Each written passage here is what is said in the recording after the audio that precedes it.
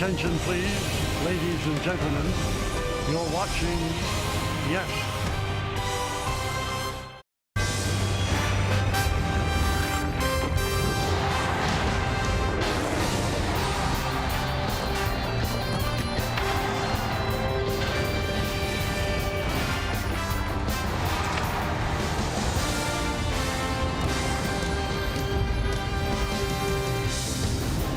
Well, it's one of the most beautiful settings in all of professional sports. That's where we'll be this weekend, where it is time for baseball. As the Yes Network presents New York Yankees baseball. It's the New York Yankees against the Pittsburgh Pirates in the first of three from PNC Park in Pittsburgh, Pennsylvania. Season start presented by PNC Bank. Hi, everybody, and welcome to Yankees Baseball. Along with John Flaherty, I'm Michael Kay. Yankees go 4-2 on their season-opening homestand. Now they hit the road. Right in the middle of everything for the Yankees at Yankee Stadium was Aaron Judge, and he's playing so well, it's almost like he's a cheat code in a video game. Aaron Judge won the MVP last year, and you couldn't imagine having a better year, but he's having a better start this year than he did last year. And when we watch him, some of the highlights against the Brewers, Nestor Cortez, a cutter on the inner half and a long home run to left field. What you will notice about his hitting style, he hits the ball all over the ballpark, and he does it with power. That's going to be just to the left of center field. If you try to run a fastball in on his hands, he can stay inside and drive it to the right side as well. When we look at his start, 5 home runs, 15 RBIs, but the batting average well over 400. A big reason why he goes line to line, driving the baseball. A big 3-run shot last night to get the Yankees going against the Diamondbacks. And in the early going, he's doing stuff that really has never been done before. First player in Major League history with 5 home runs or more and 15 or more ribbies in the first 16 games. He has 15 runs batted in more than 2 teams combined, 5 home runs, more than 7 Major League teams, including the team the Yankees are taking on today, and that's the Pirates. So the Yankees are trying to start off this road trip in proper fashion with a victory. Let's take a look at the pitching matchup in this one. The Home Depot getting it done pitching matchup. Mitch Keller will get the start for the Pirates. Had a good first game. Max Fried pitched all right in the first game. That was the game where the Yankees had the 9 home runs, but he didn't go the requisite 5 to get the win. Yeah, Max Fried got his first Yankee start out of the way, and you mentioned all the run support that he received, but the pitch count got him. He wasn't able to make it through 5 innings to pick up his first Yankee win. We always think of Max Fried with that big 12-6 curveball. He actually didn't have a great feel for that pitch in the start against the Brewers. Looking to rebound this afternoon against the Pirates. We know he gets a lot of soft contact against his arsenal. He has such a wide arsenal, but then, as John said, 36 four-seamers, and they had trouble with that. 1 for 13, 2 walks, and 3 strikeouts. The other ones, he was trying to get the feel, never really got it, went 4 2/3. Well, the Yankees are hitting homers. Everybody, including their shortstop, Anthony Volpe, has been going yard. Well, Meredith Marakovitz catches up with Volpe when we come back right here on Yes.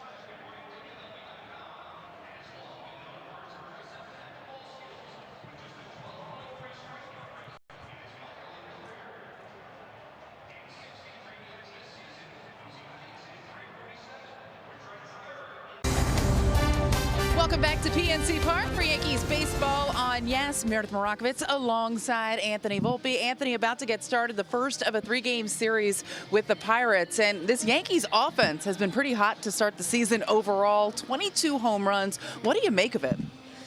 I think we're just sticking to our plan and executing, getting pitches we can hit and drive. And I think the home runs are just a result of good process and good preparation. Talk about home runs. Can't not mention Aaron Judge. Jazz Chisholm Jr. said the other day in the clubhouse he wants to be like him when he grows up. But you've witnessed it for a while now. Just what makes him so consistent? I don't know. I think I agree with Jazz. We all want to be like him, no matter what. When we grow up now, anytime. But just his work and I think his attitude on a daily basis. I think on the field is one thing, but how he treats everybody, I think it translates. And if you're just a consistent person, as you are, I think it translates to the field. When he's going like he's going, what does that do for the rest of the offense as he comes right over? Ask him. No comment. I think he does it all. He sets us up. He knocks everyone in. But I think when he's going, gives everyone a lot of confidence, and you just take your at-bats, and you know he's going to pick you up. Well, you've been getting in on the action, too. 4 home runs, 8 RBI through your first 6 games this season. To what do you attribute the early power? Probably the bats. No. I'm glad you brought that up because a lot has been made of those torpedo bats. I'm not going to ask you about that, but people have been calling you Volpedo. In or out? In. No, Victus is making the bats. Everyone can get them. It's definitely the only reason we're playing well, doing well, hitting any home runs. Hey, in all seriousness, though, what do you attribute it to? I think, like I said, I think just even going into spring training, working on our strengths and taking advantage of mistakes and pitches we feel like we could drive. So it's everyone, and that's what's fun. It's hitting so contagious when everyone's putting together really good at-bats. It's easy to just go up there and be offensive and take it to the pitchers. Before I let you go, Max Fried on the mound this afternoon. What's it like playing behind him? It's amazing. He executes. You hear what he's trying to do. You know how, unfortunately, we've been on the receiving end of it last year, but yeah, at shortstop, it's amazing. He's either going to strike you out or you're going to get a ground ball. So it's been a fun games playing behind him, and it's a really good feeling going to bed the night before and then waking up and knowing he's starting for us. Anthony, appreciate the time. Best of luck today. Thank you. Plenty more to come here on the Yes Network. When we get back to Pittsburgh, Michael Kay will be joined by John Flaherty. First pitch coming your way after the break.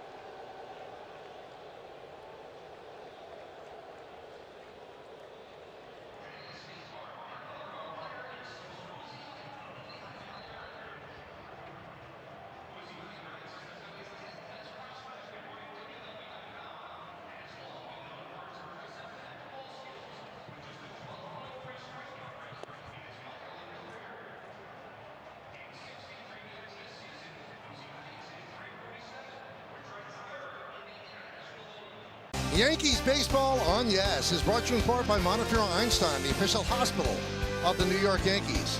By PNC Bank, season start presented by PNC Bank, brilliantly boring since 1865. By the New York Lottery, get out there and play. And by your local Kia dealers, visit kia.com to discover movement that inspires. Overcast, gray day here in Pittsburgh, but it looks like we'll be able to get this game in. Looks like a sellout crowd. Still filing into PNC Park, one of the great vistas in all of baseball. Just an absolute gem of a ballpark.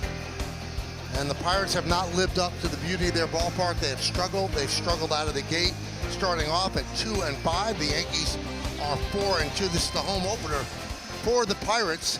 And the Yankees, after that big win yesterday against the Diamondbacks, have to feel good going into that road trip, and now 3 games in Pittsburgh, 3 games in Detroit. Yeah, and you would have to say we got lucky with the opening day weather here in Pittsburgh. When you looked out on the schedule, you thought it might be a little bit chillier, but you can see Mitch Keller going with no sleet, so it's a very comfortable day here in Pittsburgh. Well, the Pirates take the field, and here's the Yankees starting lineup that Keller is going to face. The DH is Ben Rice. He's got off to a great start. He'll lead off. Right fielder Aaron Judge. Second baseman Jazz Chisholm Jr. Paul Goldschmidt at first base will clean up. Batting 5th and catching Austin Wells. Anthony Volpe, the shortstop, will bat 6th. Batting 7th playing center field, Trent Grisham. Jason Dominguez in left field will hit 8th. And batting 9th and playing third base, it's Oswaldo Cabrera. Well, that lineup for the New York Yankees going to face the veteran right-hander Mitch Keller. You see the numbers from last year, 31 starts, the ERA just over 4. We'll check out our Nissan pitcher scouting report on Keller. He's become Mr. Dependable around here. His last 3 seasons, he has started 29, 32, and 31 games. So takes the ball every 5th day. Had a little bit of trouble with the left-handed slug against him last year, 492 against Keller, but a good first impression in his first start. Picked up a win, 6 innings against the Marlins. Only gave up 1 run and struck out 4. And celebrating his 29th birthday today. Here's the defense behind him. Pham in left, Cruz in center, McCutchen over right. All those outfielders have good arms. Hayes at third. He is one of the best third basemen in the game. Yankee fans remember Isaiah Canafalefa. He'll play shortstop. Jared Triolo at second, and Andy Rodriguez over first. Joey Bart is behind the plate.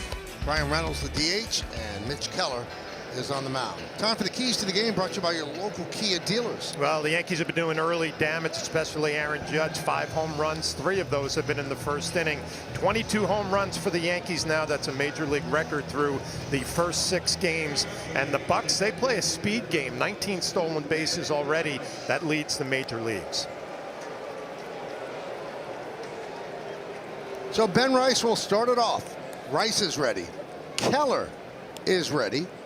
And let's do it here in Pittsburgh. First pitch, up and away, and we are underway. Tom Hanahan, home plate umpire. Chris Guccione at first. David Rackley at second. Edwin Moscoso is over at third.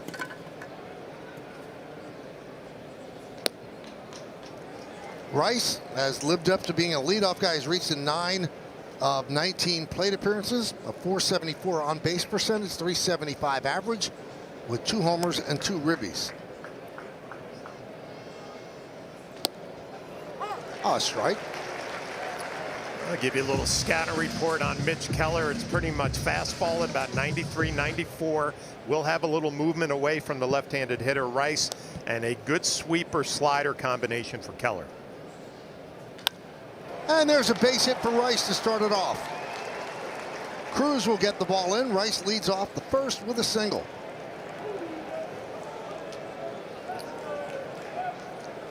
See what we have in the home plate umpire, Tom Hanahan. Here's the scouting report. He is considered pitcher friendly. He calls more outside strikes on right-handed batters. Just his 3rd big league season. There's Aaron Judge. This is his 1,000th game in his major league career today.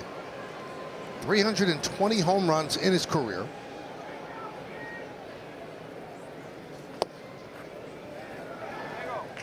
He has 8 extra base hits in the 6 games, tied with A-Rod for the most, and A-Rod did that in 2007.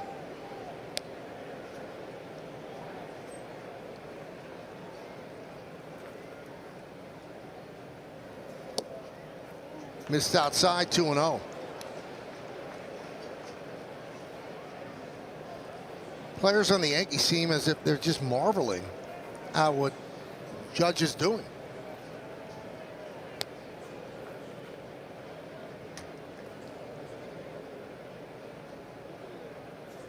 How about this statistical quirk? So he has 5 homers, 15 ribbies, 11 runs scored in 6 games. He had those exact numbers, 5 homers, 15 ribbies, 11 runs last year in his 28th game. And he finished with 58 home runs.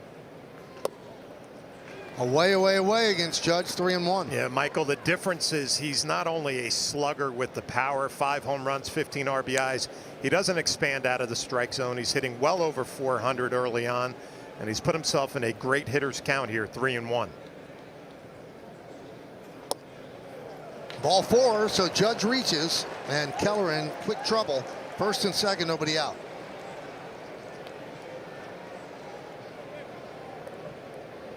Game time weather presented by Bigelow, the official hot tea of the Yankees. It's 60 degrees, and that's what it feels like. Chance of rain after 6 p.m. Humidity 61%. The wind out of the east at 4 miles per hour. And there's a lot of rain in the forecast tomorrow and Sunday as well. Pitch outside to Jazz Chisholm Jr. I mentioned Keller has had trouble with left-handed hitters last year. They slugged .492. So a big opportunity here for Chisholm in the first inning. Left-handed hitter against a right-handed pitcher. Grounded foul. Well, we take a look back to last night. Jazz gets a fastball right down the middle. And you can tell by that reaction that baseball went a long way. Another hot Yankee hitter to start off the season. The 1-1. 2-1 on Chisholm. Well, a lot of times a hitter will tell you how they're seeing the baseball early by their body language after they take a pitch. This looked like Jazz saw that ball so early out of Keller's hand. Missed off the plate. He didn't even flinch.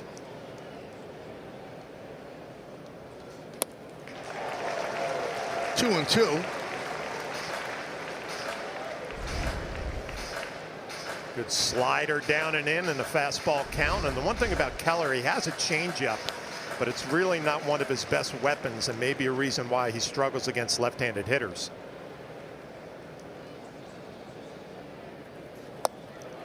Strike 3. Chisholm down looking, and he does not like the call.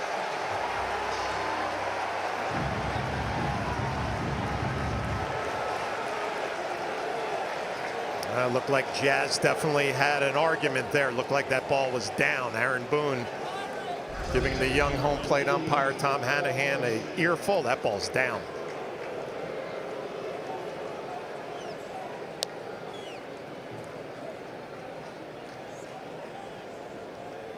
Hanahan let him have his say. Here's Goldschmidt.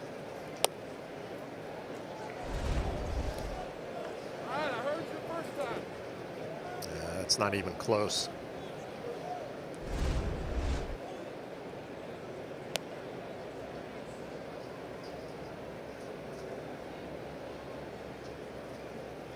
Pirates very familiar with Goldschmidt. He's played 132 games against Pittsburgh, and he's done well.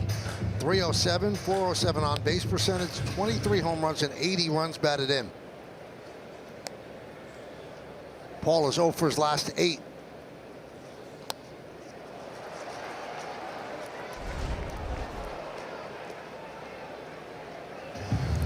Jazz still upset.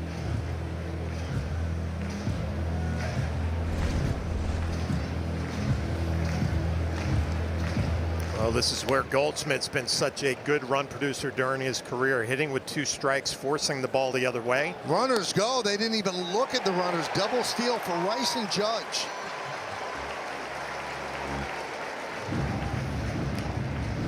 Well, the scouting report on Hanahan behind the plate, as you see, both runners get good jumps, no play on the bases, but looks like this home plate umpire is going to be very generous off the plate and maybe down. So 2 away is Goldschmidt down on strikes. Here's Wells, second and third. 2 men out.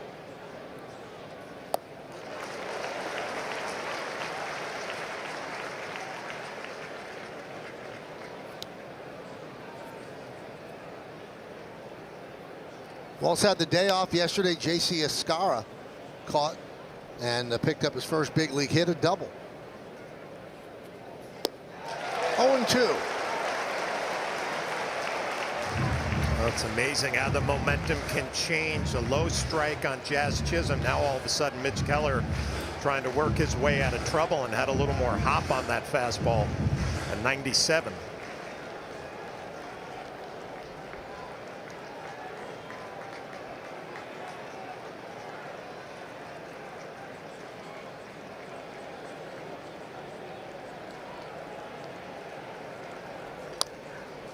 Fouled away, still 0-2.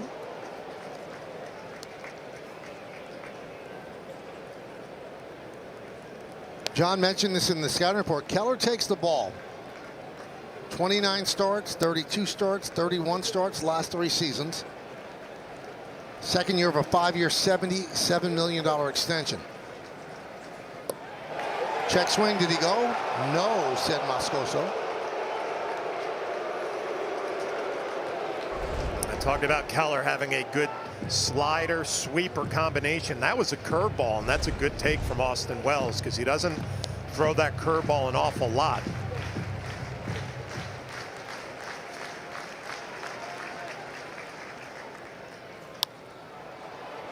Fly ball left field. Pham on the run toward the line. He's there to make the play. No runs ahead. 2 men left. Yankees nothing, and the Pirates coming to bat.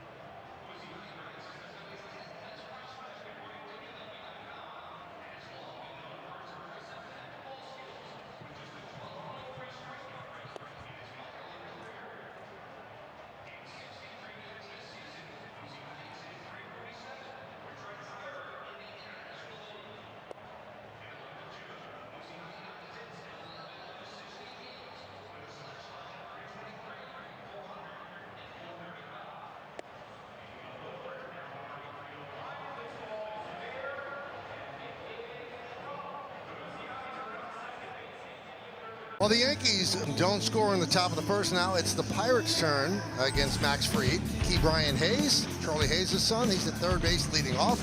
Brian Reynolds, the DH, will bat second. O'Neill Cruz in center. Cleaning up the catcher, Joey Bart. The veteran, Andrew McCutchen. He's in right field batting fifth. Batting sixth, another veteran, the left fielder, Tommy Pham. Andy Rodriguez at first base will bat seventh. Batting eighth, playing second base, Jared Triolo. And Isaiah Kanafalefa, the shortstop, will bat ninth against Max Fried. Well, Max Fried finishing up his warm-up tosses. Those are the numbers from last year. 29 starts, 11-10, 3.25 ERA. We'll take a look at our Nissan pitcher scouting report on Fried, and he got the first one out of the way. 4 2/3, gave up 6 runs. Only 2 of those were earned, but he had a little bit of trouble with the curveball in that ball game, which we know is his bread and butter off-speed pitch. He's a ground ball machine since 2017. Over 54% of his outs are on the ground. So here's Hayes, and a strike. Well, you know, it had to be frustrating for Max Fried. His first start as a Yankee in Yankee Stadium, and the Yankees hit 9 home runs, but he couldn't find a way to get himself through 5 innings. And try to pick up his first Yankee win. He'll go for that this afternoon. Yankee defense, Dominguez, Grisham, and Judge in the outfield left to right. We'll go third to first in the infield, Cabrera, Volpe, Chisholm, and Goldschmidt. Balls behind the plate, Rice DHs.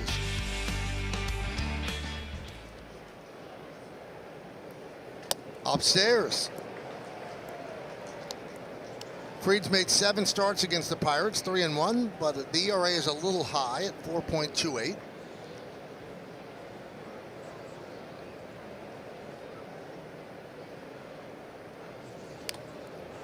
Now the Pirates come limping home. They had a 4-game set against the Marlins to open up the season in Miami, and they probably figured, oh, it's a good way to get off to a good start. They lost 3 of the 4 games, all 3 in walk-off fashion. Then they went to George Steinbrenner Field, and they lost 2 of 3 to Tampa Bay. So they come home at 2-5 to start the season.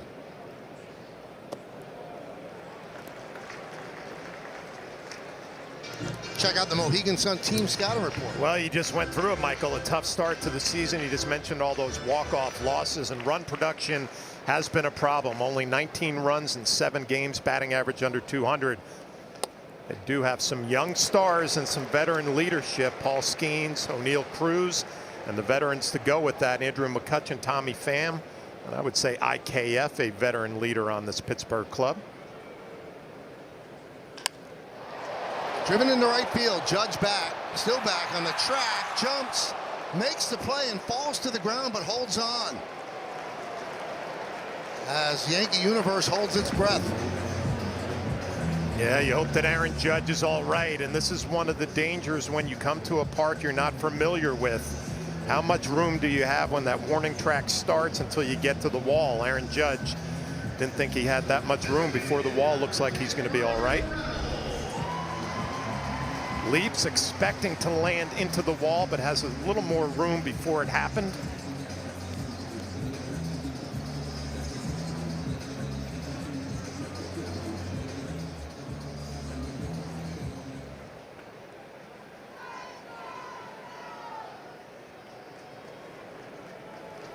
There's Brian Reynolds. Grounded right to Chisholm, positioned perfectly. 2 outs.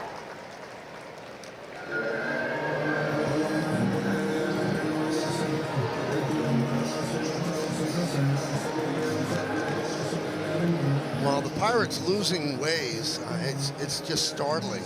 They've had 28 losing seasons in the last 32 years, since 1993. They've won from 2013 through 15 and 2018. Those are the only winning seasons. O'Neill Cruz with a fly ball. Grisham comes on, makes the play, and a fairly uneventful 1-2-3 inning for Max Fried and the Yanks. We'll go to the second.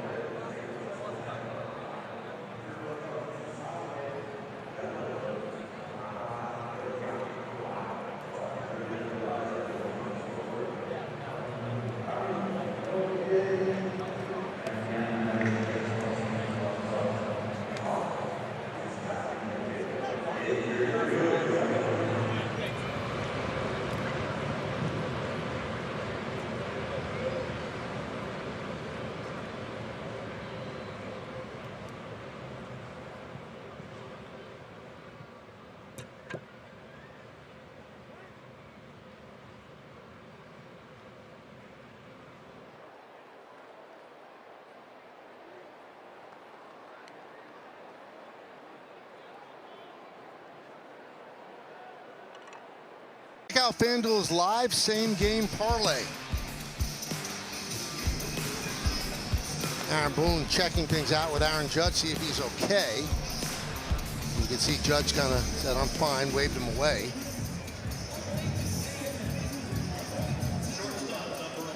As you said, John, I think he thought the wall was closer, so when he was tumbling back, he felt that that would hold him up, and then he went to the ground. Yeah, I mean, it's obviously so familiar with Yankee Stadium and the amount of room from the warning track to the wall. You go on the road, it's a little bit different. Luckily, it looked like he came through it all right. Anthony Volpe takes a strike.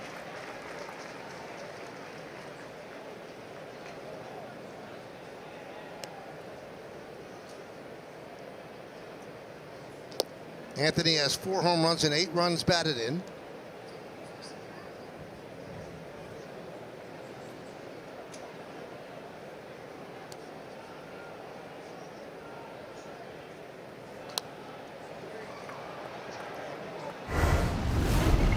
This is what the Yankees are always afraid of.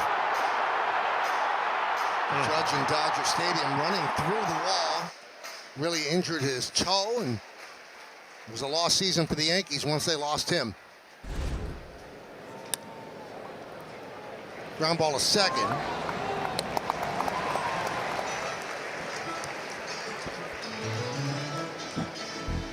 Time for the injury report. We're brought to you by Montefiore Einstein, the official hospital of the New York Yankees. You notice Bellinger is not in the starting lineup. Has a stiff back. Currently listed as day-to-day, and Aaron Boone said he had a stiff back yesterday, but he didn't want to push it because of the late arrival by the Yankees last night, so it gives him the day off. And Michael, he said nothing to worry about with Cody Bellinger. Bellinger was actually at his locker, and he was asked about it, and he said, no, just today. So he didn't seem overly concerned about anything. It also makes it a lot easier, Meredith, when you got a guy like Trent Grisham, who's swung the bat great all spring and has carried it into the early first week of the season. So nice opportunity for Aaron Boone to give Bellinger an afternoon off. And Aaron Boone saying he's trying to get Grisham more opportunities. He thought he would be able to find him more at bats last year. Never happened, but to start this season, he's been very good at the plate. He credits his aggressive approach. And Michael, when you look back to yesterday's game, 3 hits, including a home run for Grisham. Grisham did not like that strike call by Hanahan. He was not making any friends with the Yankees. Just off the outside corner, 3-1 on Trent. Well, it's always a challenge when you're an extra outfielder or a bench player, a guy like Grisham who has a great spring, and then you come into the season and the at-bats get taken away. But Aaron Boone trying to give him more opportunities. He's taking advantage of them. And there's a walk to Grisham. 3rd Yankee base runner. 2nd walk. And that'll bring up Jason Dominguez.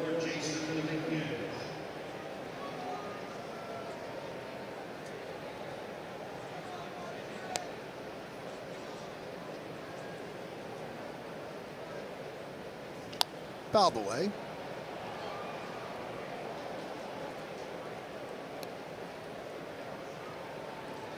Dominguez hitting .250.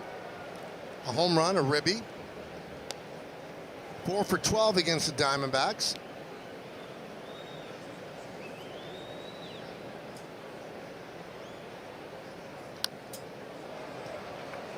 Oh, 0-2.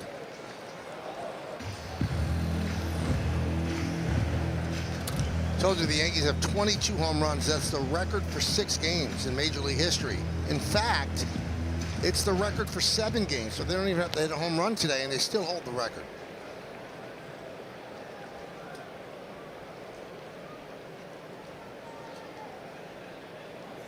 Also, what's impressive is that 10 different players have hit home runs. And that's the most in Major League Baseball.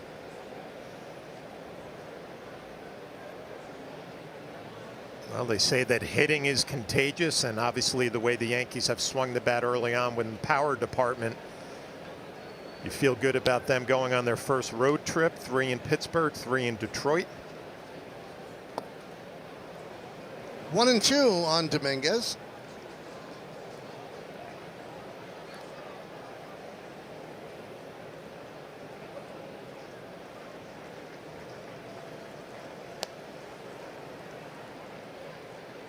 Grisham leads off first, held there by Rodriguez.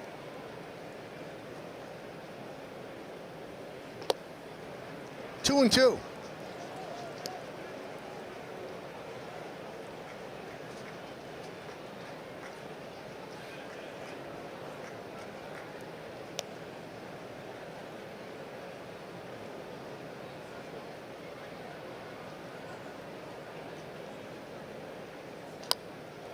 Fouled away. Some of the fan base here in Pittsburgh, I really should say most of the fan base, pretty upset with the organization. They arguably have the greatest pitcher on the planet on their team. And if you look at the moves during the offseason, they really didn't do anything at all. Didn't spend any money to improve the team. And you know the clock is ticking on Paul Skeens, who the Yankees will not see this weekend. Will they be able to keep a pitcher of that elite status when he becomes a free agent? So essentially you have him for 6 years, John. You have to make it happen. Yeah, you can feel the frustration around here for Pirates fans, and you know the whole city of Pittsburgh. It's such a great sports town. Base hit down the right field line. It's going to roll onto the warning track, cut off there by McCutchen. Grisham is rounding third. They'll hold him up. It's a double for Dominguez. Second and third and one out. Well, the Yankees had some traffic in the first inning, now some traffic here in the second, and a nice at bat from Jason Dominguez, who fouled off a bunch of tough pitches, finally got something middle end that he can drive to right field. Grisham going to cruise all the way into third base easily. And you'd have to say a very solid start for Dominguez to his season. Hasn't lit it up yet. Batting average starting to look a little bit better, starting to fill up some columns. Well, the Pirates bring the infield in with the second and third and one out. Oswaldo Cabrera at the plate. He's 0 for his last 7. Bard has to backhand the ball to save a run, and the count 1-0. I'm going to talk about filling up some columns. No home runs, no RBIs yet for Cabrera, but a situation here, second and third, one down, just put the ball in play in the air. And you fill up that RBI column, get the Yankees on the board.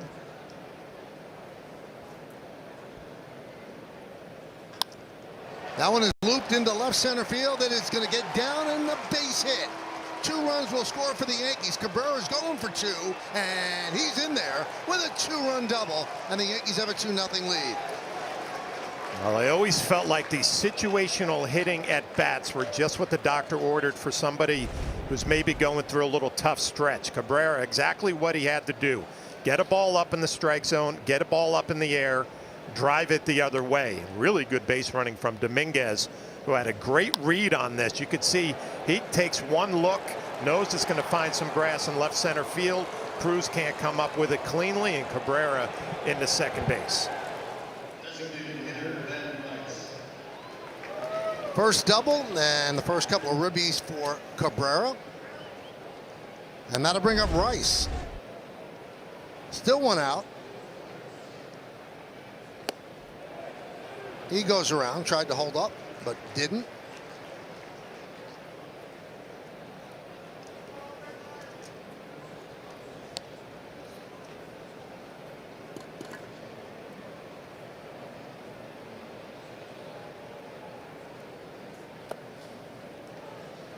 One and one. Well, you look at the way this lineup is constructed this afternoon from Aaron Boone. A lot of balance with the right-handers and the left-handers.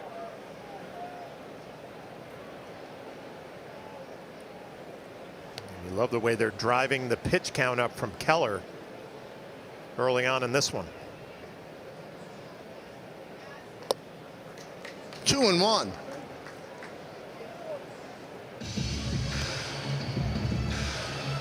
You can see the frustration on the look of Keller as he misses with a changeup. Aaron Judge waiting on deck.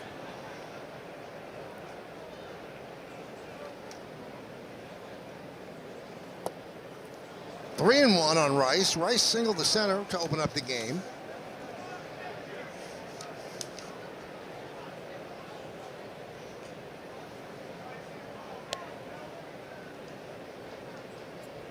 Well, this is where you do your damage. You get yourself in a fastball count. 3-1. Look for that heater.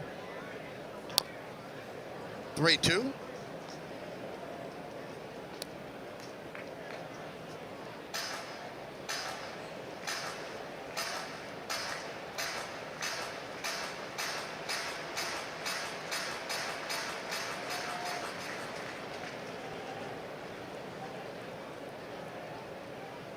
Keller gets the sign from Bart.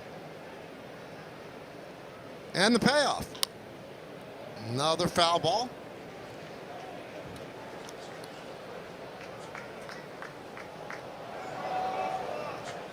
This is a chance for Ben Rice to grab some playing time with Stanton out, and he is impressed. You know, penciled in as the leadoff guy yesterday, and Boone was asked why. He said, because he rakes. Second straight game leading off. Reached in 10 of 20 plate appearances. That'll get it done. 3-2. Check swing. Did he go? No, he did not. So he gets on base again. That'll bring up Judge. Leaders brought to you by your local Tri-State Genesis retailers. So in 1,000 career games, Judge has 320 home runs, more than anybody has ever done over 1,000 games. The previous record was held by Ryan Howard with 279.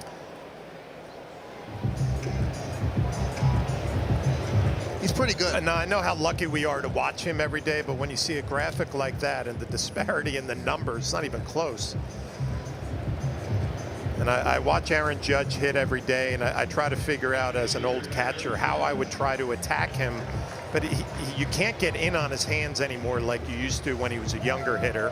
Loves the ball out over the plate and drives it to right center field. And this is where he makes his living. First and second, one down, runner in scoring position. And the pitch. And a strike to Judge. Judge walked in the first inning and stole a base. His second stolen base of the year.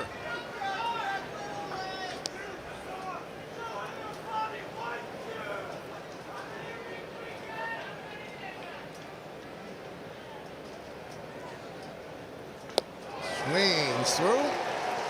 Good fastball. 0-2. 96 elevated up in the zone.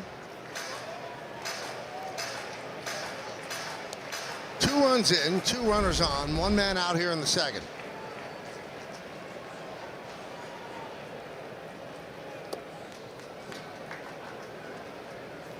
Doesn't chase the sinker, low and away, and the count 1-2.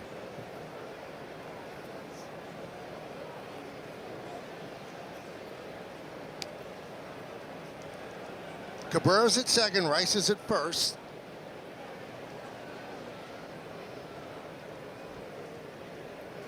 Swing and a miss. Judge down on strikes. Big strikeout for Keller.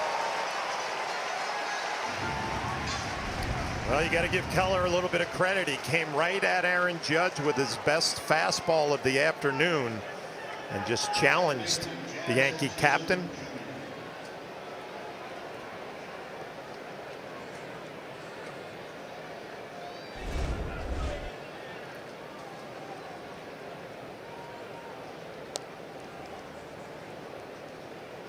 Here's Jazz Chisholm. Struck out looking and didn't like the call. Rightfully so. It was well below the strike zone. That was in the first inning. Now it's 0-1 here in the second.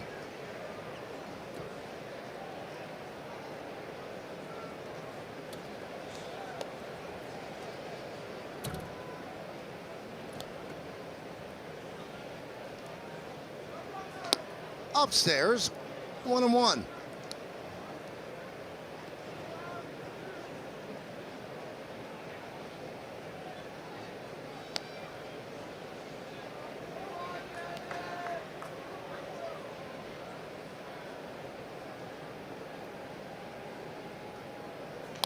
Well, there is definitive rain in the forecast at 6 p.m. And with the pace of this game right now, it's going to run smack dab in the middle of the game.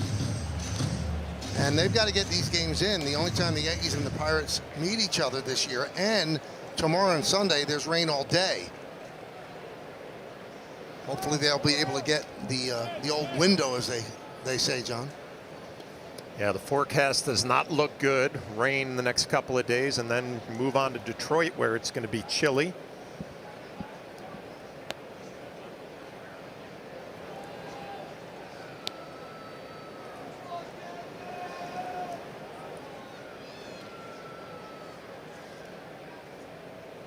And the 1-2. Popped up. Key Brian Hayes will make the play, and that'll do it. But the Yankees get 2 runs on 2 hits, and they leave 2. We played 1.5, 2-0 Yanks.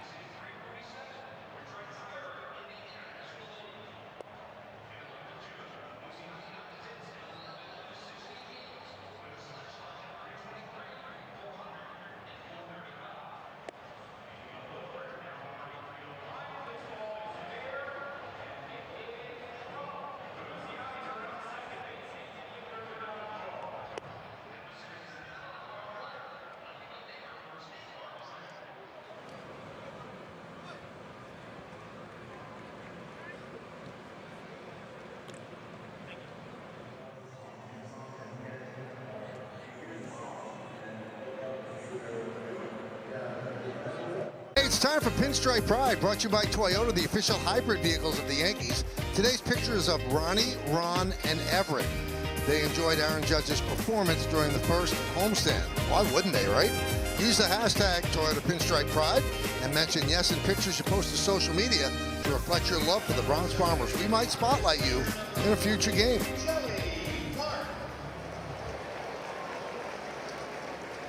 Here is Joey Bart, former second pick in the first round by the Giants. Never really reached the heights that they thought he would give them. But he's actually played pretty well for the Pirates. Been a pretty good player. Yeah, the Giants thought he would be the second coming to Buster Posey, but you're right, it just never worked out there. He had an opportunity here last year and swung the bat a whole lot better. Casey Mize was the first pick in that draft, and Joey Bart the second.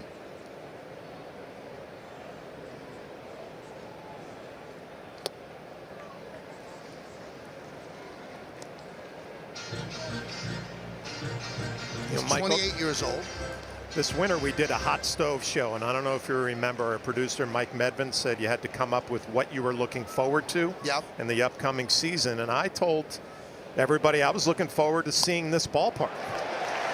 Base hit for Bart, so did it live up? It's beautiful. Great place to watch a game, beautiful stadium, and it opened, I think, in 2001. I had never been here before, my first time. It is so aesthetically pleasing. I mean, the bridges, the river, the 25th home opener at PNC. They had played 30 and a half seasons at Three Rivers and 61 seasons at Forbes Field. This is considered one of the jewels of Major League Baseball. They got it right. Now, they haven't gotten the team right, but they got the stadium right. And guys, I don't know if you picked up on this 4:12 start time. Since 2022, the home opener is at 4:12. That is the area code here in Pittsburgh, so as to bring the community together a little bit. Very cool. Now, when I got up here to the booth, I looked out to right field and wondering, I mean, it's almost like San Francisco where you can hit a ball in the river out there. Mm-hmm. Think Aaron Judge can go oppo into the river.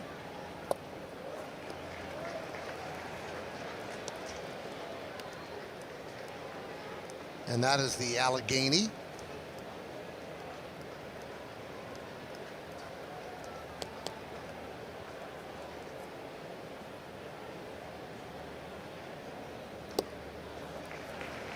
Two and one.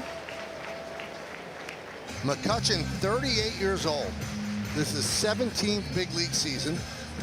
Last year at 37, he had 20 home runs and an OPS of 745. Has the same amount of home runs as Aaron Judge. A lot more games, 320 home runs. And there's a base hit.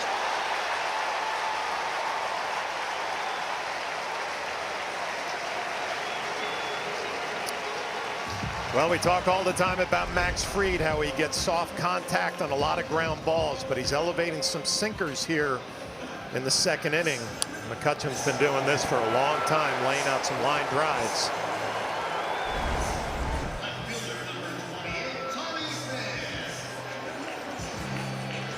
There's another veteran, 37-year-old Tommy Pham, in his 12th big league season. Signed a one-year, $4 million deal with Pittsburgh in February. He said it's a younger team. Younger teams need more veterans.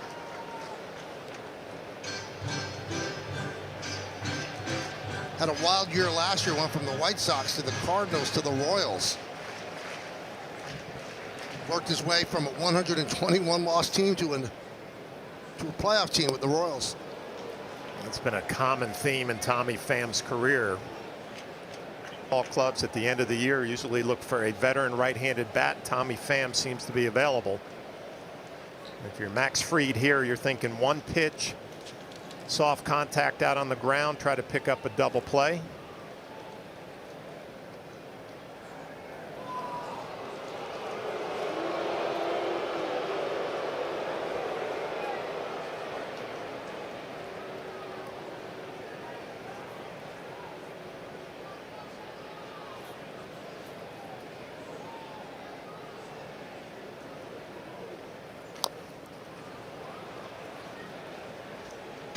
You know, Pham is known for somewhat of a prickly personality, but Game 2 of the 2023 World Series, he's playing for the Diamondbacks. He had 4 hits. They were blowing out the Rangers in that game.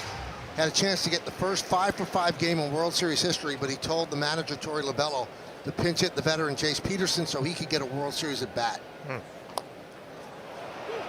Grounded to Fried. One away. Runners move up.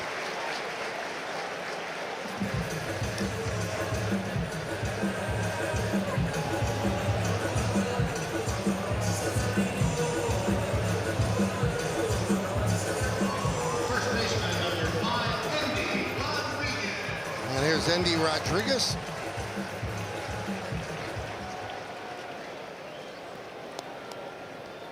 He's the backup to Joey Bart behind the plate, playing first base today. Yankees play the infield back with second and third and 1 out.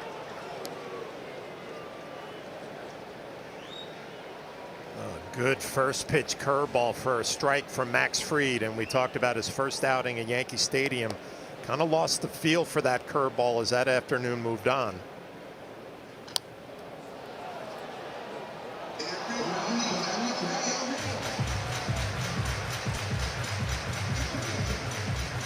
Second and third, 1 out, 0-2 count. You're looking for a strikeout here if you're Fried and Wells behind the plate.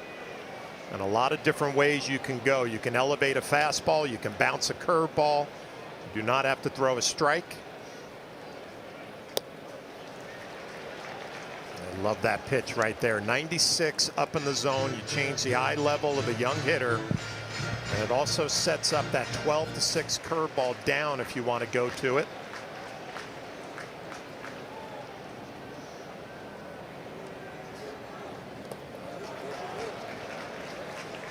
Two and 2 to Endy.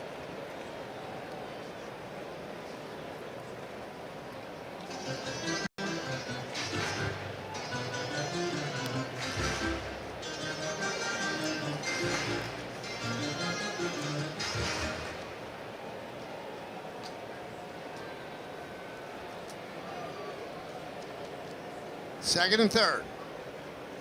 1 man out, 2-0 Yanks. Soft ground ball, third base. The runner goes back to third. The throw to first, they get him. Joey Bart did not break for home. He went back to third base, not thinking he could score. Yeah, it's a tough read off the bat. Of being a catcher, you don't run real well, but Cabrera comes in and makes a nice play, and you give Fried and Wells behind the plate a lot of credit getting soft contact again.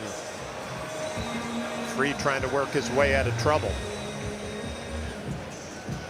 Just loved everything about the way these two went about calling a game there in that at bat. You got ahead 0-2, you elevated a fastball, you bounced the curve, didn't get a swing and a miss, but you got some soft contact. Kiner-Falefa jumps on the first pitch and lofts it to center field. Grisham is there, and Fried works into and out of trouble. No runs, 2 hits, and 2 men left. We're going to the third. 2-0 Yanks.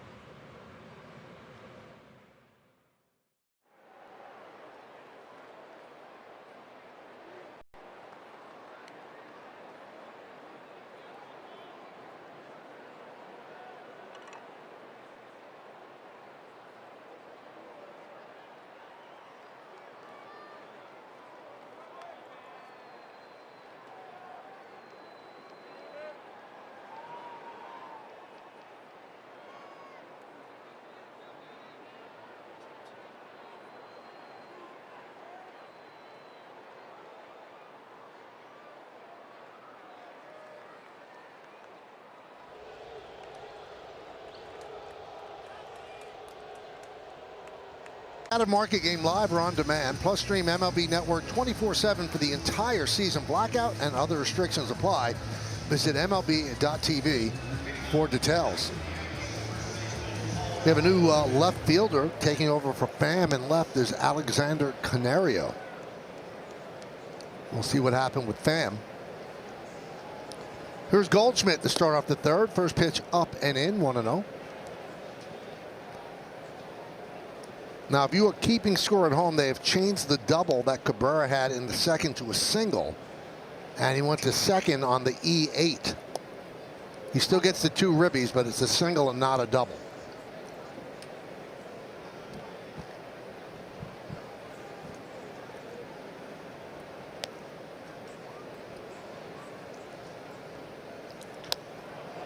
High fly ball left field. Canario tested out right away. It's kind of an odd scoring change in a home ballpark. I mean, what did you do other than saddle your player with an error? Nothing else changed. Guy still gets 2 ribbies, still earned runs. No, Neil Cruz making that transition from shortstop out to center field. Guy who can really fly with power and a strong throwing arm. Yeah, his defensive metrics at shortstop were not very good at all. So they want to take advantage of his arm and his athleticism and put him in center field, and kind of Falefa takes over at shortstop. Namesake of our very own Paul O'Neill.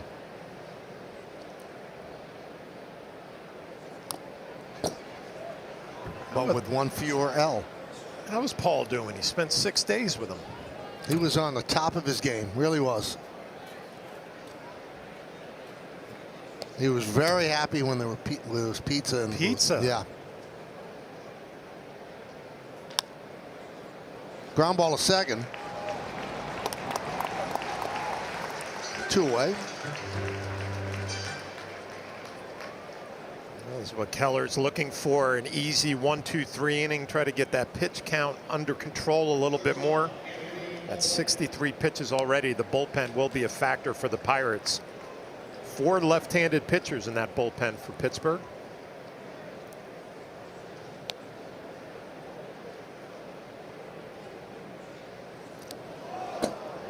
And that got Volpe, and he's going to take first base.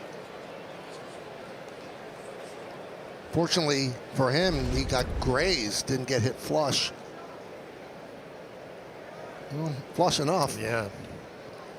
I mentioned Keller, and his fastball does have a little movement in on righties, away to lefties, but not locked in with his control this afternoon.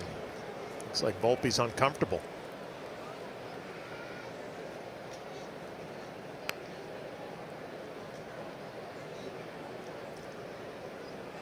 So Rodriguez will hold him on, and that brings up Grisham, who walked and scored in the second.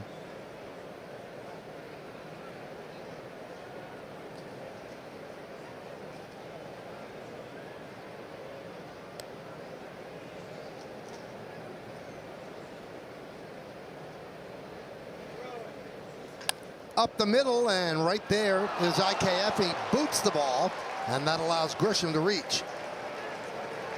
They had him positioned perfectly, but he did not come up with the grounder. Yeah, but again, Trent Grisham right on time, hitting the ball hard, right back up the middle. Good swing, solid contact. Looked like IKF was there in good shape to stay him up.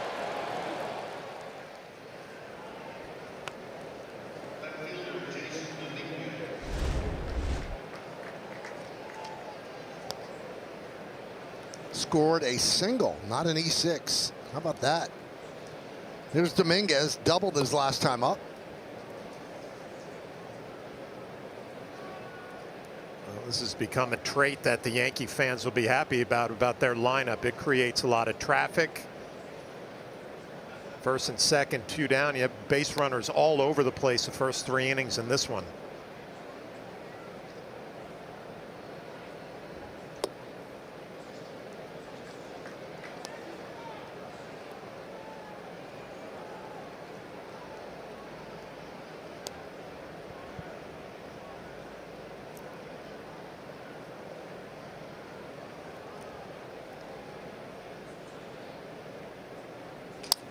That one, a broken bat, looper into left field. It is a base hit. Volpe rounds third. He will score. The ball is booted by Canario. Moving to third is Grisham. It's an RBI single for Dominguez. And the Yankees lead at 3-0, and the Pirates are hearing home opener boos. Just when Keller thought he was going to have an easy third inning, a hit by pitch, a base hit, and now a broken bat flare to left field. That's going to result in a base hit, second one for Dominguez, and an RBI as the Yankees add on. The Pirates a little sloppy defensively. Crowd with a chant of sell the team. Third inning of the home opener. Opening day. You knew they were loaded for bear, John, because obviously home openers, the entire team gets introduced. And Derek Shelton, the manager of the Pirates in his 6th year at the helm, he got booed vociferously, louder than anybody. Welcome home. Also, he didn't put the team together.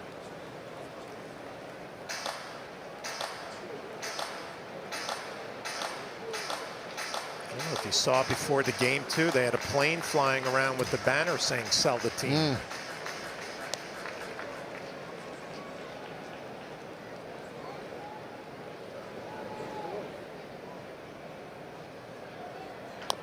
Runner goes, but a foul ball.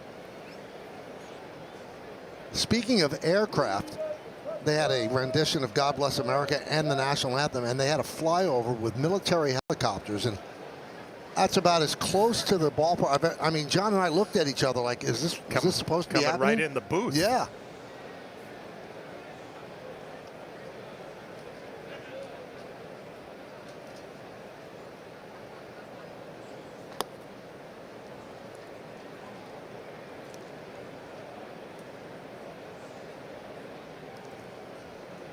So Dominguez with that single picks up the second ribby of the year, second hit of the game. Yankees lead 3-0. First and third, 2 men out.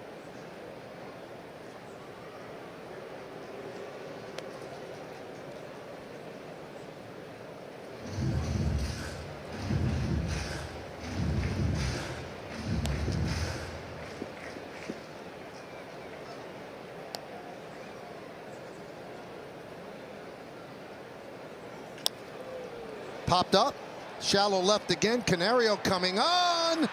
It's a foul ball.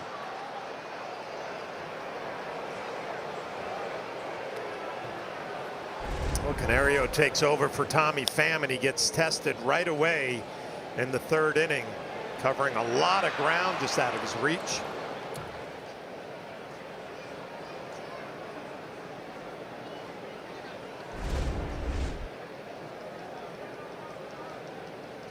You're relaxing on the bench, watching the game, and all of a sudden you're in there, and there's an E7 and a long run, and you don't get to the ball.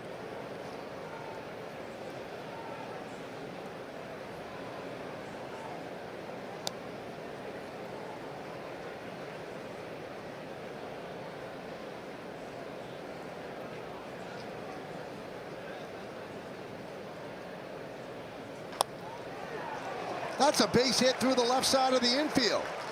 Dominguez will go to third. A run scores. It's an RBI single for Cabrera, his third ribby of the game. And it's a 4-0 Yankee lead.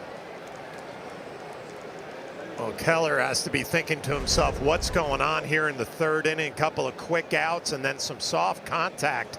First from Dominguez, now from Cabrera. Just flips it into left field. Another 2-out hit, another RBI. And 8 and 9 in the lineup for the Yankees, getting it done. Here's Ben Rice.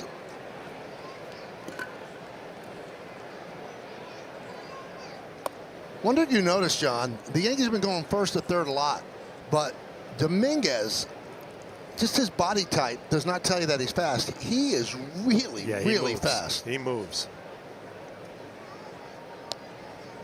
And he gets good reads, too. I was just going to bring that up. Scoring on that Cabrera hit earlier in the game, had a great read. And those are good baseball instincts for a young prospect. Things you can't really teach.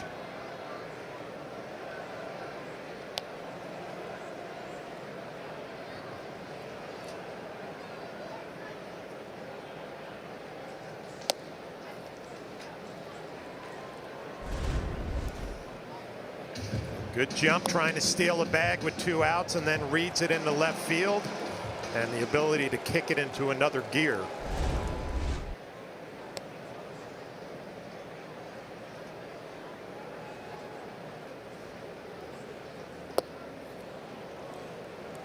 Three and one. Ben Rice singled and walked. Third inning. This is the third time he's come to the plate. Keller's has been walking a tightrope the whole afternoon. 3-1 count again. Big cut. 3-2. So that's going to release Cabrera at first. 3-2 and 2 outs.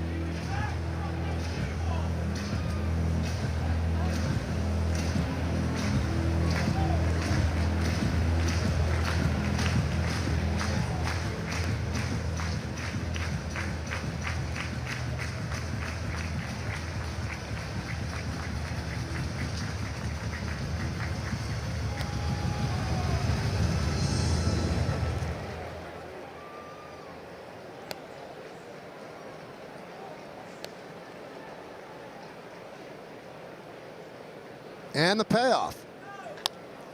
Grounded to first, grabbed by Rodriguez, and that'll do it. But the Yankees get 2 runs on 3 hits, 1 error, and 2 men left. Here's those helicopters we talked about. Right about this time, John and I started to duck.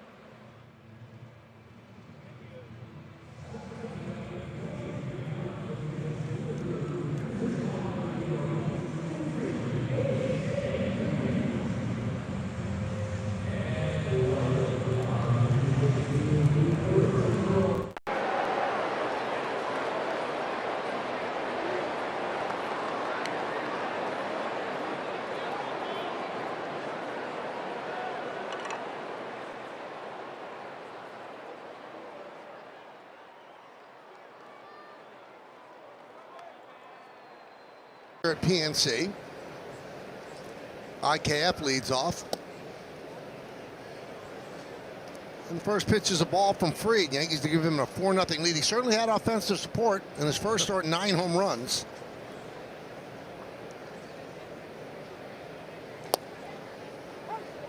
One and one. I always love listening to starting pitchers break down their outing after the game with Meredith. Garrett Cole is like must-listen interview after his games, but I thoroughly enjoyed Max Fried after his first Yankee start, the way he broke it down with the media.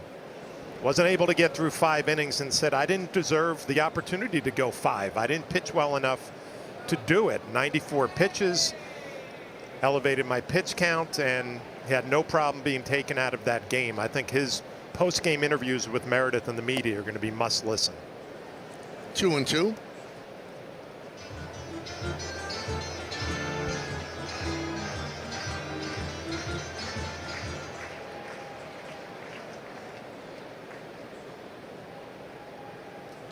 Meredith, I don't know if you can get a better promo than that. I mean, it's unbelievable.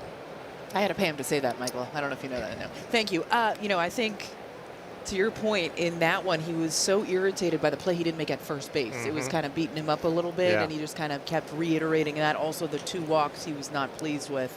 But also the defense behind him at times was not quite there. Clearly the run support helped, though, and he said, if I get this run support every time, we're going to have a good year. Yeah. But, Michael, we talked about it the next day. The thing that he wants everybody to know is he doesn't care about the win. Sure, he'd like to get the win. He's happy the team got the win. He's not worried about those personal accomplishments or accolades.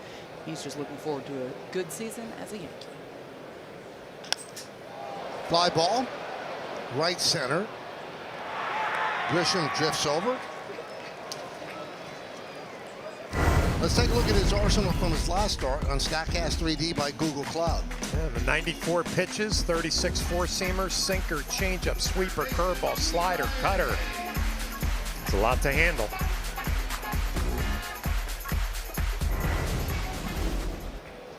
As a catcher, would it be tough to call a game because the guy has so many pitches? It would. I mean, you'd have to get out to the bullpen, warm him up, see what he has going that day, and then try to get on the same page during the game between the lines, which sometimes isn't the easiest thing to do.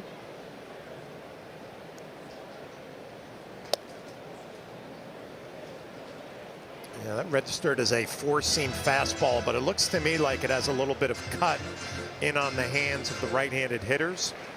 And these two guys work together in spring training, but still trying to get familiar with each other and what he wants to do when he gets himself into some trouble.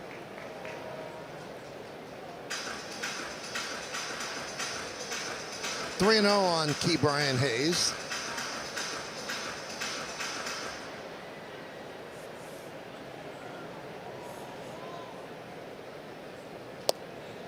Key Brian in the middle of an 8-year, $70 million contract that he signed. Fourth season of that contract. It was the largest extension in team history until Brian Reynolds signed an 8-year, $106.75 million contract. And that was last year. Hayes, the son of Charlie Hayes, an outstanding defender, but waiting for that bat to catch up. Trying to stay healthy for a full year and have a productive season.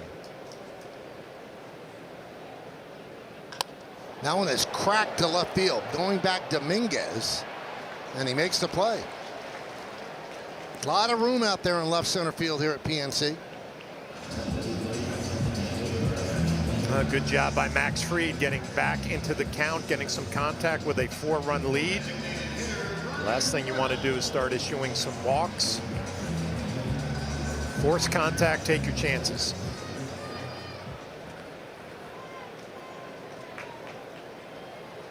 Here's Reynolds. You know, I was looking up Reynolds' pertinent statistics, and obviously they made a pretty big investment in him. He was always looked for in trade talks with the Pirates, and they held on to him. And he has really turned into a bad defensive left fielder. I mean, all of the metrics just dreadful. Hits one deep to left field. Dominguez back, still back, gone. A home run for Reynolds. But he can hit. He can hit.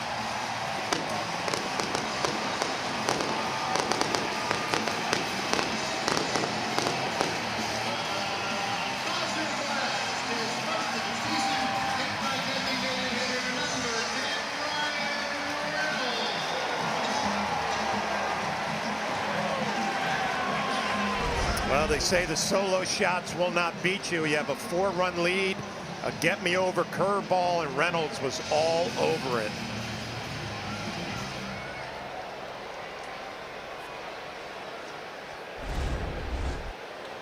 Here is O'Neill Cruz.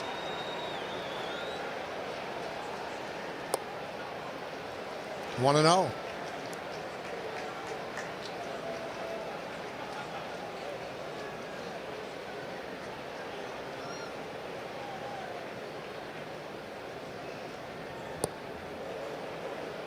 He goes around, tried to check a swing, 1-1.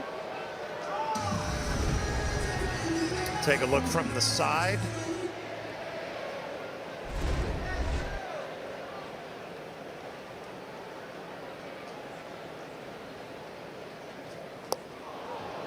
One and 2.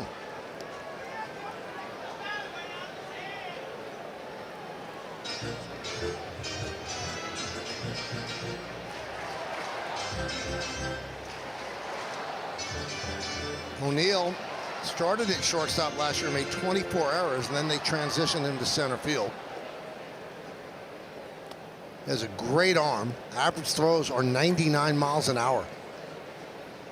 Great speed. 26 years old. 6 for 6 already this season in stolen bases.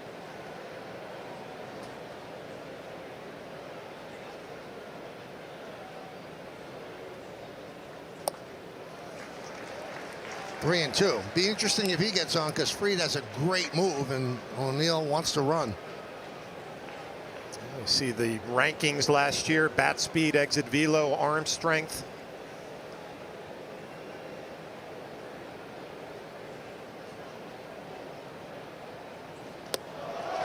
Well, he walks him. So now an interesting cat and mouse game, as Goldschmidt will hold them on.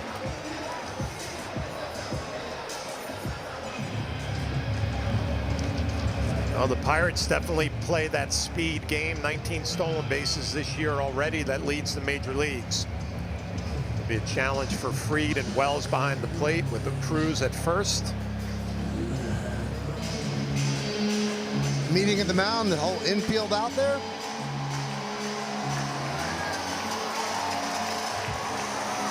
And the players handled it themselves. Matt Blake did not come out.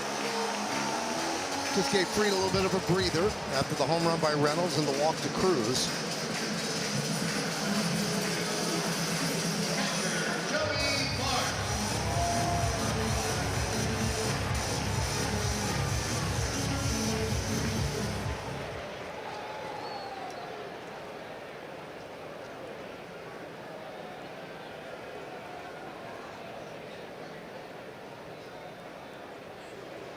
And the runner goes. The throw to second. He's 7 for 7 in stolen bases.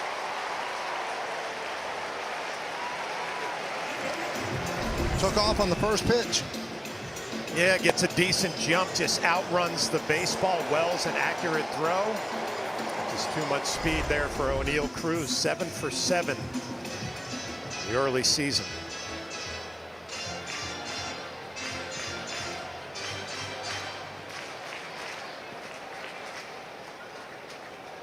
You can't forget about him at second base either. Leads the majors in stolen bases with those 7. Now in scoring position for Bart, who singled in the second. Big cut. Right through the fastball, 96 miles an hour. It's a fine line right here for Max Fried. You have a 3-run lead, runner at second, but you have Joey Bart, who has some power. Really want to concentrate on the hitter here. Pay attention to Cruz at second, but don't overdo it.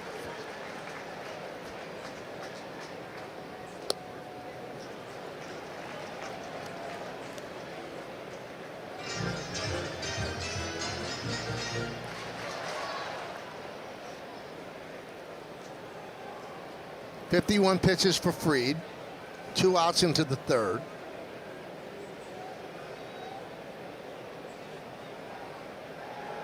Throw to second. Gets back in time. Saw daylight and fired to Chisholm, but Cruz got back.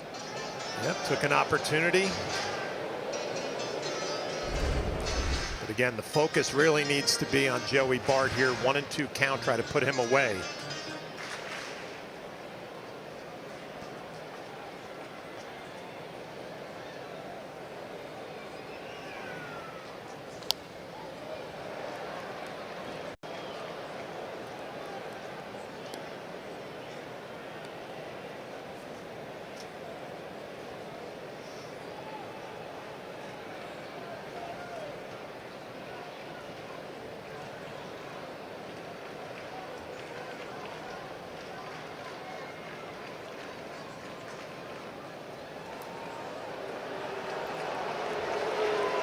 It's like the old days when there wasn't a pitch clock. Wow.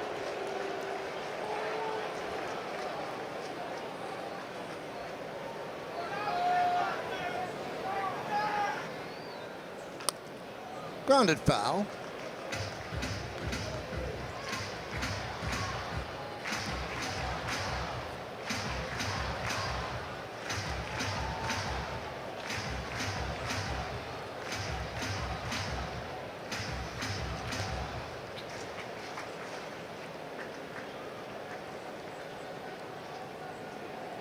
Bart, the cleanup hitter. Swing and a miss. Fried gets him, and that'll do it. But the home run by Reynolds, well, it gets the Pirates on the board. Aaron Judge coming up in the next inning. Don't go anywhere.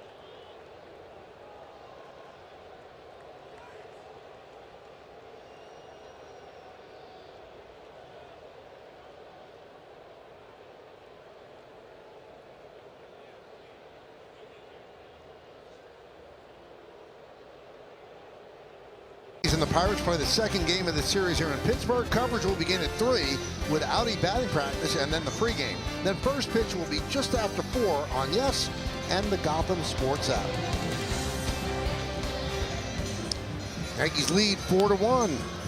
Aaron Judge, Jazz Chisholm, and Paul Goldschmidt will come up against Mitch Keller here in the 4th inning. Judge has walked, stole a base, and struck out.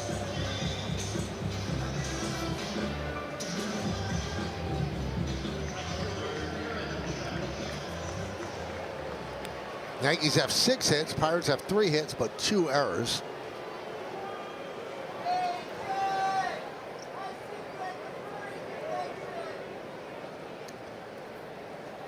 The Yankees have also left 6 runners on base over the first 3 innings. They really had an opportunity to blow this one out. But it's 4-1 as we go to the 4th. Some equipment problem for Bart, who ended the inning at the plate, so had to hurry to get the shin guards on.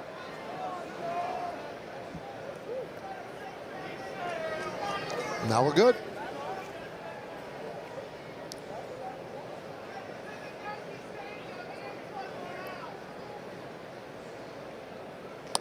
Big cut on the slider, 0-1.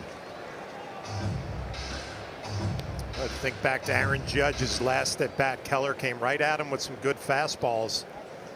Aaron Judge looking for that first pitch. He got a slider. So Judge has 5 home runs. Chisholm has 4. Volpe has 4. It's the first trio of teammates in Major League history with 4 or more home runs through the team's first 6 games. First time in history.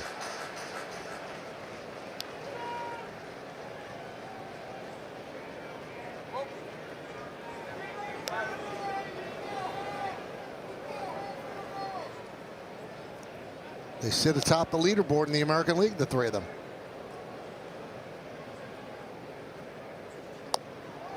And Judge is down looking.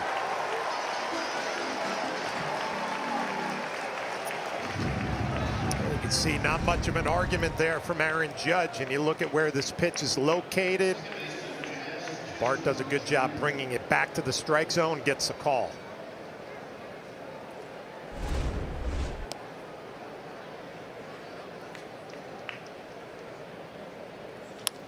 Ground ball second base to the glove side, Triolo. 2 down.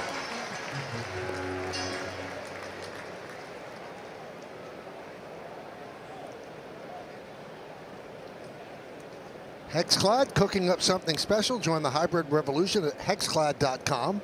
Active Major League players, home runs against the Pirates. There's Suarez, who the Yankees just saw with 26, and then Goldschmidt with 23.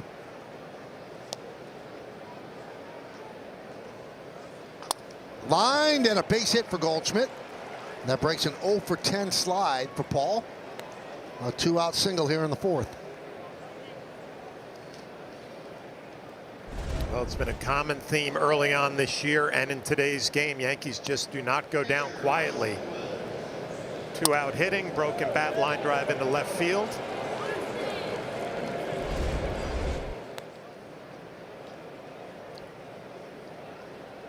Goldschmidt has speed. Leads off first. Wells at the plate. And a strike. Wells 0 for 2. Fly ball to left. Ground ball to second. Keller already at 86 pitches. 2 outs into the fourth.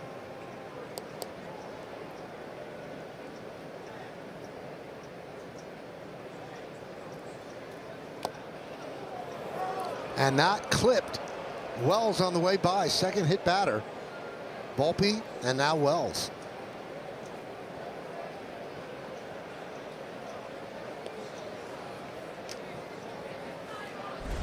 And they want to look at that one, the Pirates do.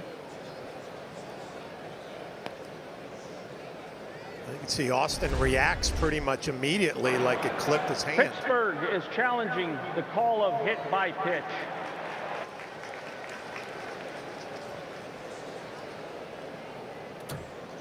Challenge replay is brought to you by Citizens Made Ready.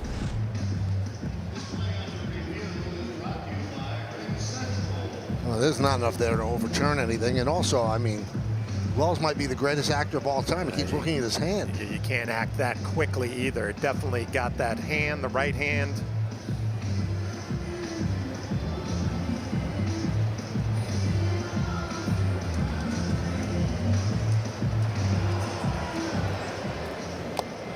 You can hear the two sounds. It was a hit by pitch.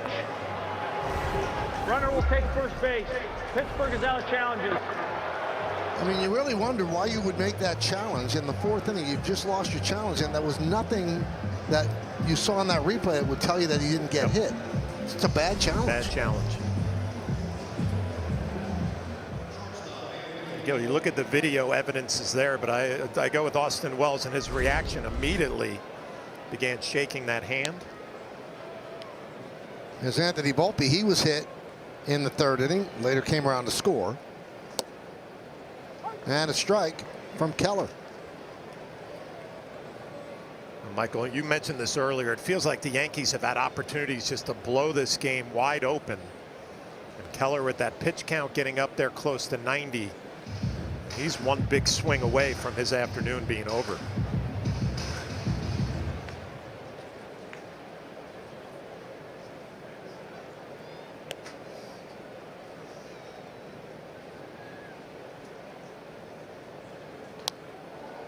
Oh, 2 on Volpe. A lot of times during a big league at bat, as you see the action in the Pittsburgh Pirate bullpen, Wentz, the left-hander. During a big league at bat, you always say you're going to get one pitch to hit, and Anthony Volpe just had a hanging slider that he fouled off. Now he's in trouble. You got to battle with 2 strikes.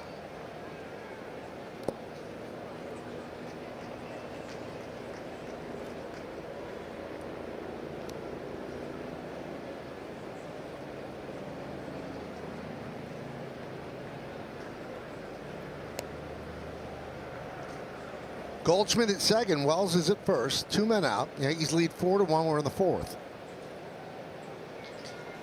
Up the middle, off of Keller, and it goes into center field for base hit. Goldschmidt will score. Stopping at second is Wells. It's an RBI single for Volpe, and the Yankees are up 5-1. 4-game hitting streak for Anthony Volpe. They just keep applying pressure, creating traffic.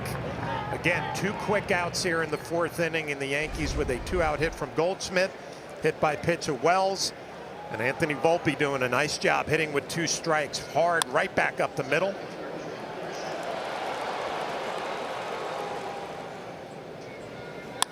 It's the 9th ribby for Volpe. There's Trent Grisham. 1-0.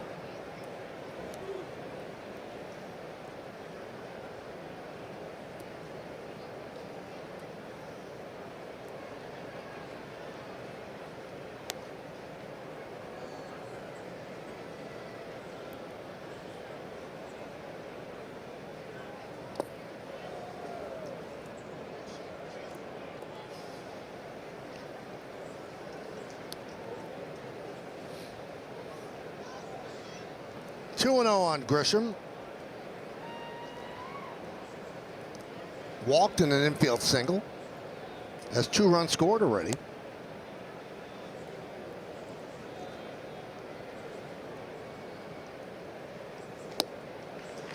Two and 1. Yankees 5, Pirates 1. First game of this 3-game set. First game of a 6-game homestand for the Yanks. 3 in Pittsburgh and then 3 against the Tigers in Detroit.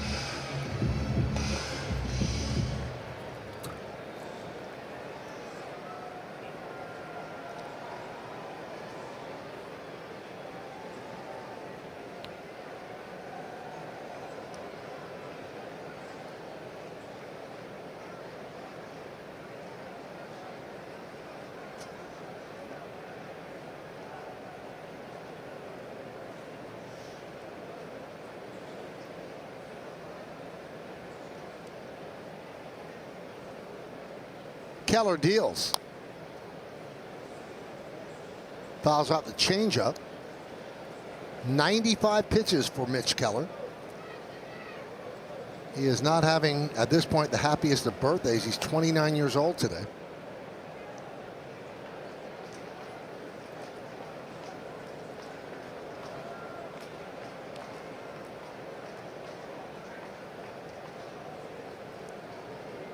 And the pitch. 3-2.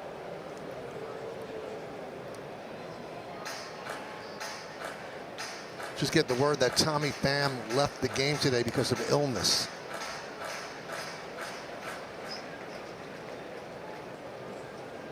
Runners will go. 3-2, 2 outs. Pitch. And the bases are loaded with the Yankees. All of this has happened with 2 outs. And Grisham on base for the 3rd time. And here comes Derek Shelton. He has seen enough. He'll signal for the left-hander Joey Wentz. With the switch hitter Jason Dominguez due up. So Mitch Keller, a real strong first start of the season, and he has struggled right from the very beginning in this one. He'll depart. He leaves the bases loaded, and he leads trailing by 4.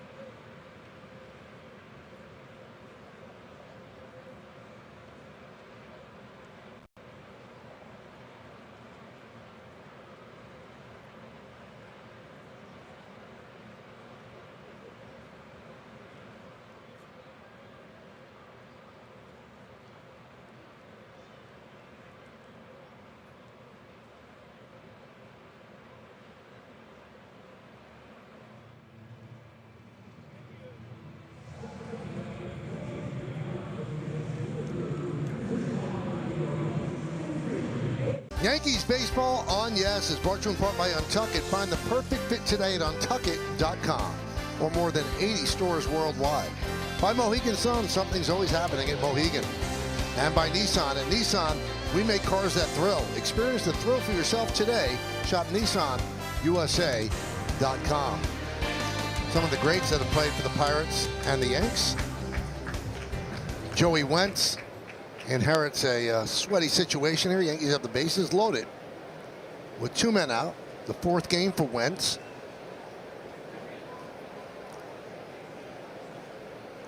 And he'll face Jason Dominguez. Dominguez 2 for 2, batting now from the right side. You know what always gets me? We just saw those old pictures, and the first one was of Babe Ruth and Honus Wagner. And if you looked at Honus Wagner, I think he was 32 in that picture. People age differently now.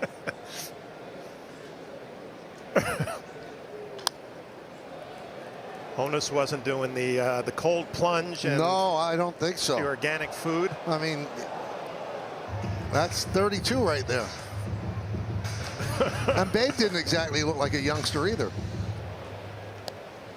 Saw Ralph Kiner there too. Kiner's corner back in the day. That's right. And another Yankee gets hit. That'll force in a run. Wells will score.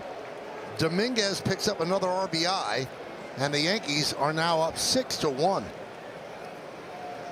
And you mentioned it, all of this happening with 2 quick outs here in the 4th inning. Wentz trying to come inside. This clips Jason Dominguez, that left elbow.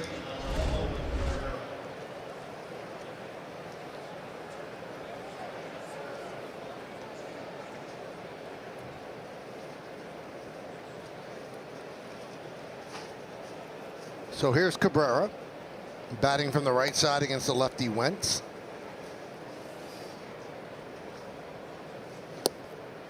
John, I got to tell you, I don't think this game for the Pirates is going to end up in any Tom Amansky video. No. Baseball fundamental video? No.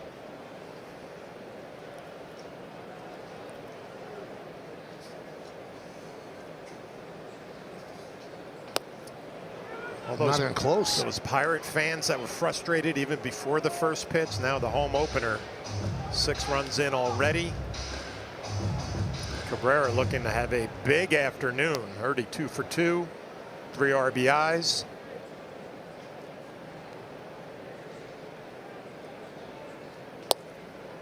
And a strike from Wentz. And a derisive cheer from the crowd.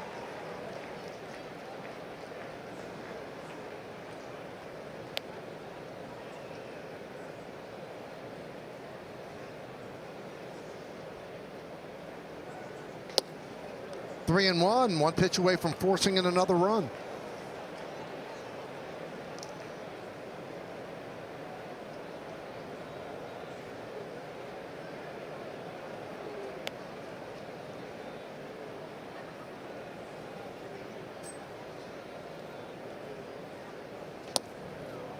And there's a strike, a late strike call by Hanahan. Cabrera was taking a step toward first base. Well, this is true to the scouting report that we looked at from Hanahan early on. He'll give you some pitches off the plate away. Clearly off the plate away. Runners will go. 3-2, 2 outs. There's ball 4. 4 ribbies for Oswaldo Cabrera. And the Yankees lead 7-1.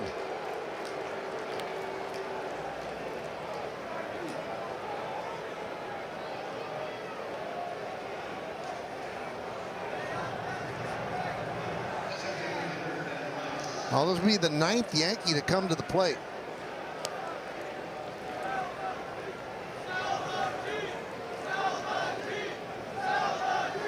Again, a chant of sell the team.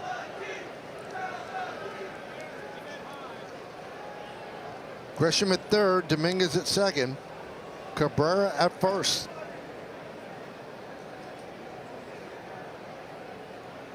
It's quite a rally, John. A single to left, hit by pitch, a single that hit the pitcher and an RBI, walk, hit by pitch, walk.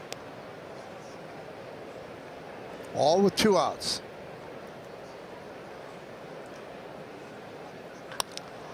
Driven to right field, McCutchen back, and he makes the play on the run. probably took 3 RBIs away from Ben Rice with that play. Yankees get 3 runs. They lead 3. 7-1.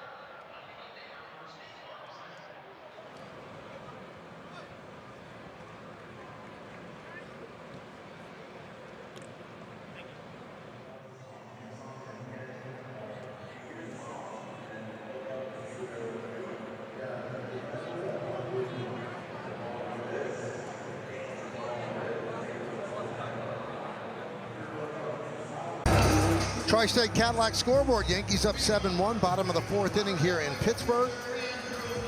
Home opener for the Pirates, first game of a 3-game set. Here's Andrew McCutchen, the veteran. Just made a nice running play to rob Ben Rice of an extra base hit. And Max Fried deals a little bit outside and high.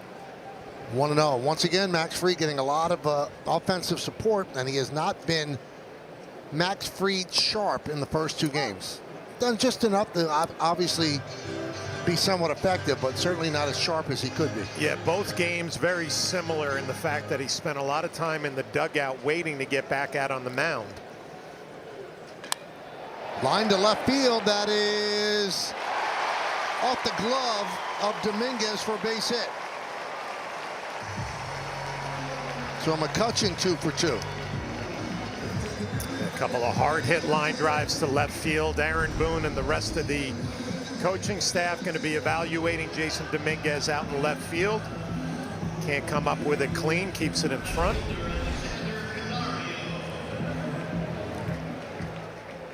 Here's Alexander Canario.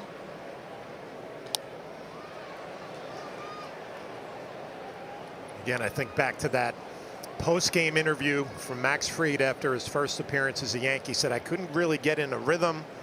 You kind of get the same feeling today in Pittsburgh. Yankees putting up 7, a lot of long offensive innings, a lot of time in the dugout.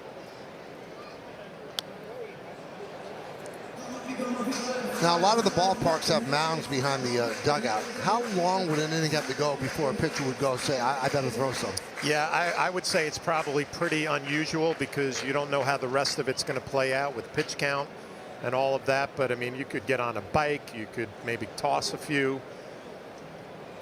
There we go. Canario down on strikes. There's that curveball that we've been waiting for. Big swing and miss pitch from Max Fried. Great diving action down and in on the righty.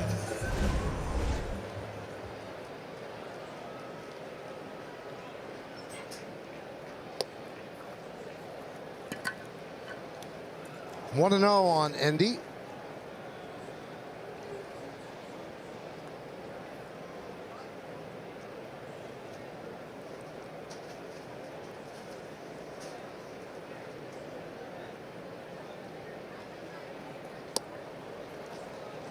It was a good change.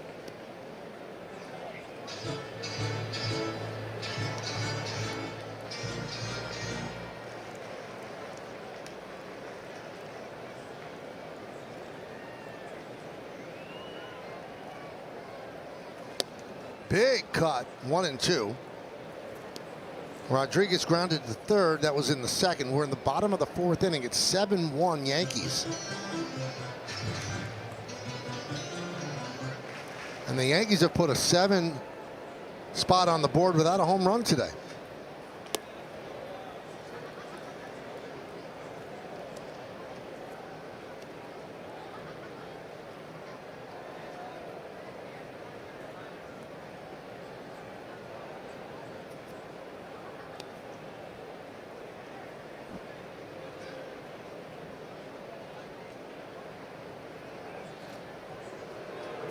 McCutchen dives back.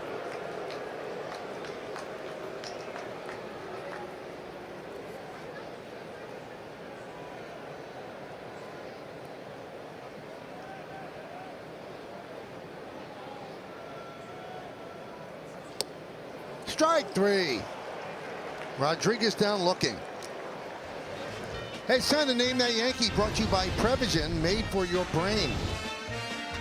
All right, so all the years of the Yankees, 57 to 65, 266, 1,109 hits, 373 ribbies, 4 All-Stars.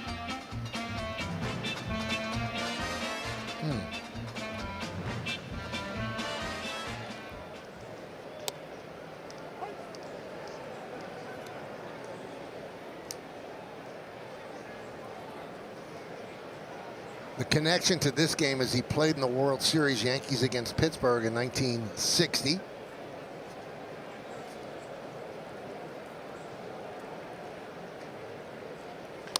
Grounded foul.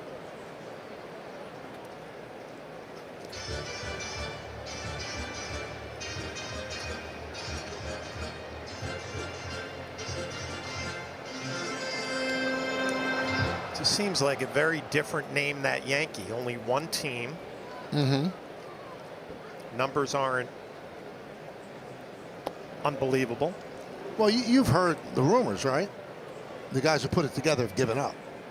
They're just mailing it in already? Yeah, early mail. It's really strange, yeah. Usually they mail it in the second half of the year.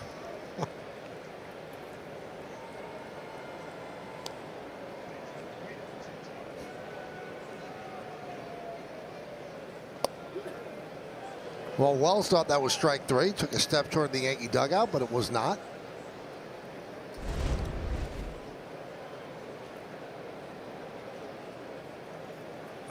Wouldn't exactly say it was the best catch that Austin Wells has had.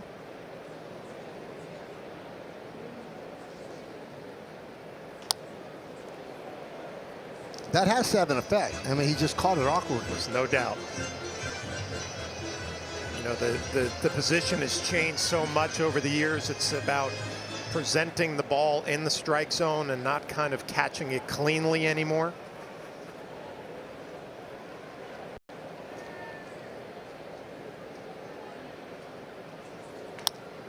Ground ball. Cabrera gets Triolo for the final out. No runs a hit. 1 man left. Let's move to the 5th.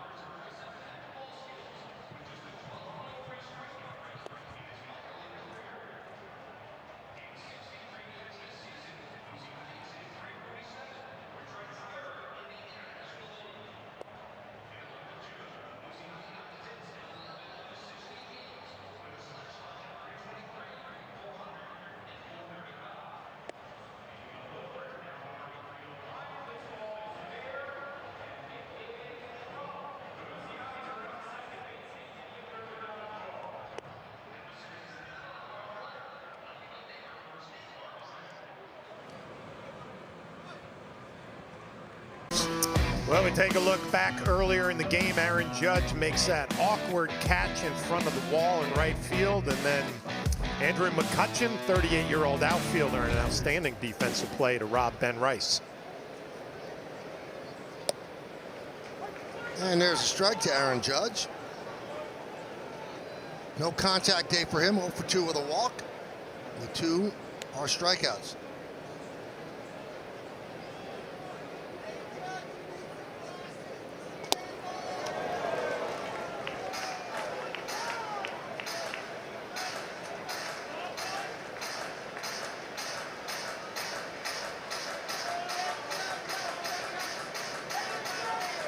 Judge, Chisholm, Goldschmidt against Joey Wentz, who came in to get Keller out of a jam, but added some fire himself. A hit by pitch and a walk, allowing 2 more runs.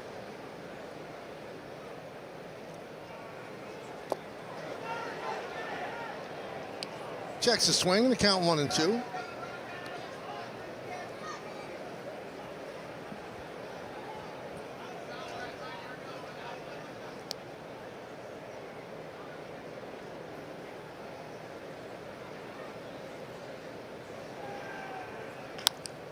Ground ball to third. Key Brian Hayes. So I want to know the legitimacy of this, John. So the Yankees played a night game yesterday. They arrived here very late, probably got to bed, maybe fell asleep by 3 or 4. So how much does it affect a player the next day? This early in the year, probably not that much. You know, I think Aaron Boone said, yeah, everybody probably would have wanted another hour or 2 of sleep. And you hear Aaron talk about this all the time. Players want to get into the grind of a season. And what that means is 6 night games a week and maybe 1 day game, and you get on that kind of daily routine. This throws you off with a night game last night, a 4 o'clock start. Just a lot different timing with some of these opening days. Put it this way, I think they're going to sleep well tonight after an early game, a nice dinner, good night's sleep, be ready to go tomorrow afternoon again. Fly ball center field. Cruz makes the play, 2 down. Always found at the beginning of the year, though, you just wanted to get past the opening day at home.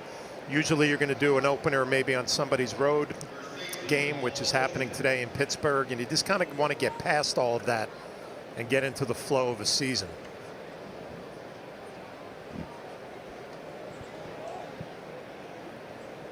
Here's Goldschmidt, started the Yankees rally in the 4th with 2 outs, single to left. And a strike.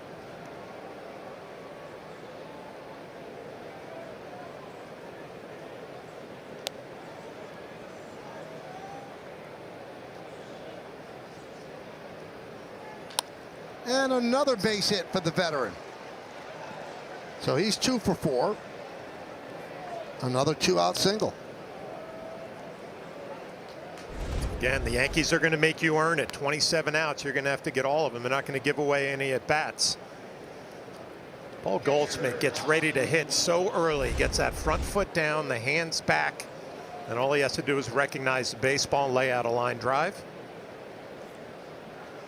Here's Wells.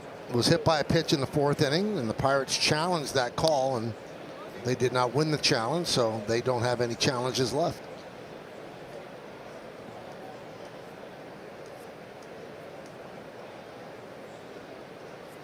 Well, Austin Wells just fouled one off of Joey Bart, catcher for the Pirates, and Austin's been beat up behind the plate early on this year. A lot of foul tips. Hit by a pitch in the 4th.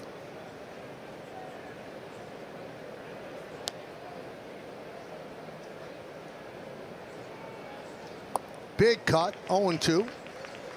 We're in the 5th inning. It's 7-1. Yankees have 9 hits, Pirates 4, and the Pirates have committed 2 errors.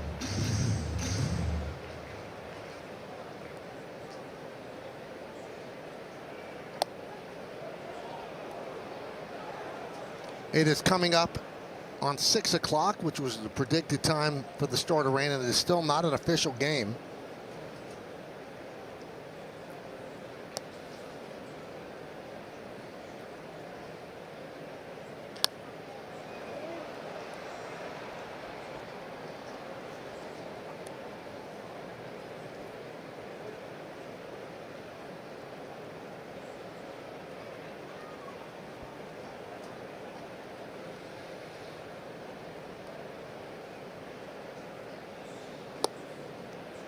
2-2.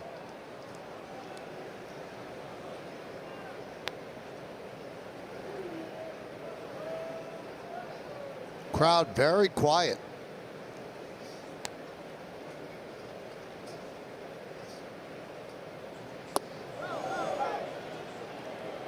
Check the swing.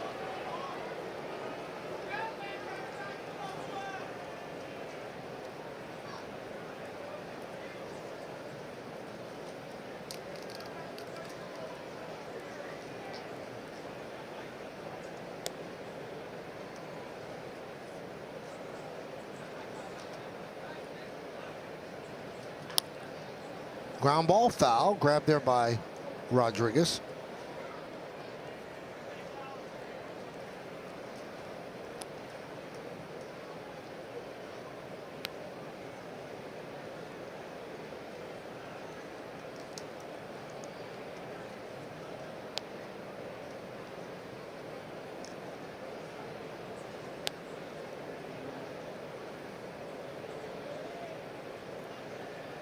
Runner goes. Foul ball. Wells 0 for 2 with a hit by pitch and a run scored today.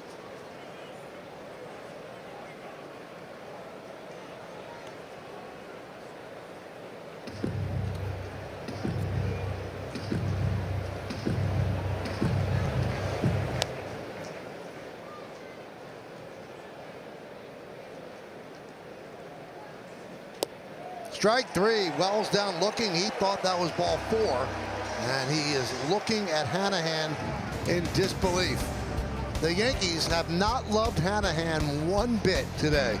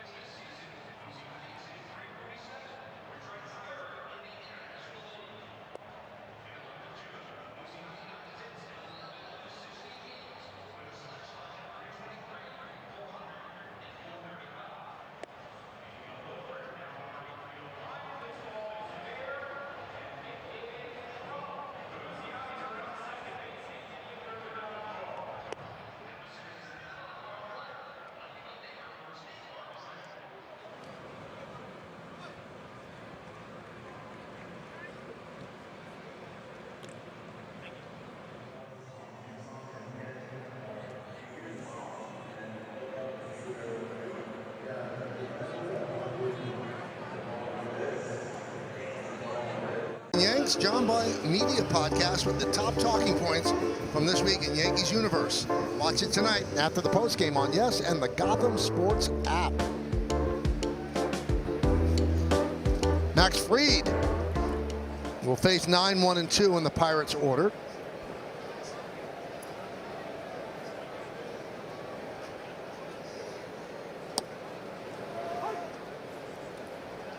So one thing that IKF did during the offseason, he did track and field drills, saying he wanted to get explosiveness back in his running.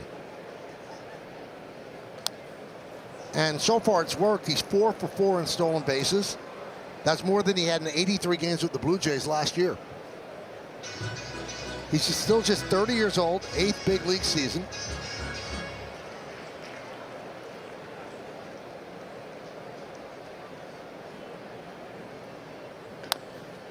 Tap, and under the glove of Fried, here comes Chisholm, and under the hand of Chisholm, it'll be a base hit for Kiner-Falefa. Well, you're going to see a lot of this year when Max Fried is out on the mound. He gets soft contact. There's going to be a lot of infield base hits. Tough play for Chisholm coming in. Can't come up with a clean.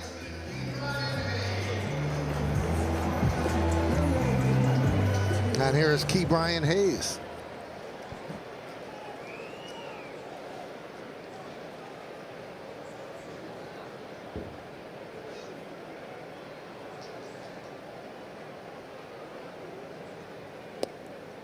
And a strike to the Pirates' third baseman. You know, Michael, whenever I see IKF, Kiner Falefa, I always think back to his Yankee time when he struggled at shortstop, was not a fan favorite, then came back the next year and said, I just want to find any way I can make this team, anything I can do to help, and totally changed how he will be remembered as a Yankee. Yankee fans loved him after he made that transition. Total class act. Yep. The way he handled everything.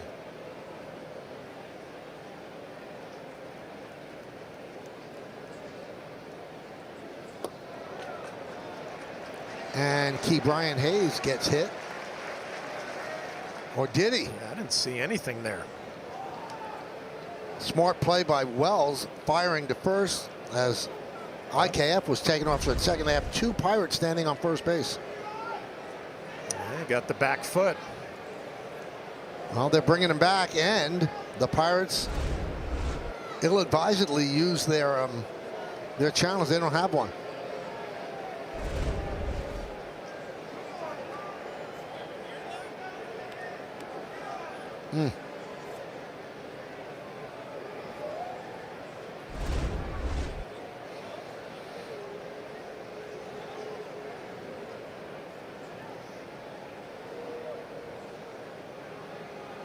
So 2-1.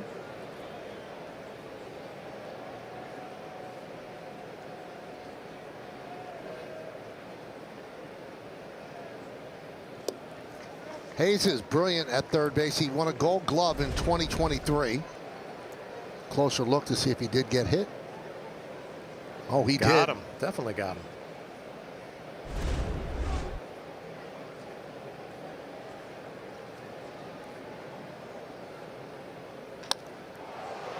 Fly ball.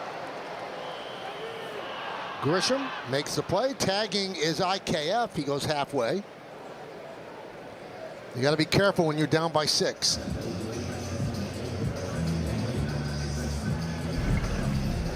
That'll bring up Brian Reynolds. His last at bat got a get me over curveball and was all over it. Depositing it in the seats in left field.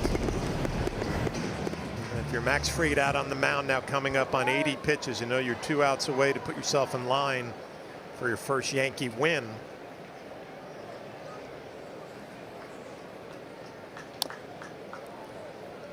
Now Reynolds has been battling right tricep soreness. Kind of relegated him to DH today for the 4th straight game. 5 out of the 8 games as a DH. But we also mentioned his struggles in the outfield.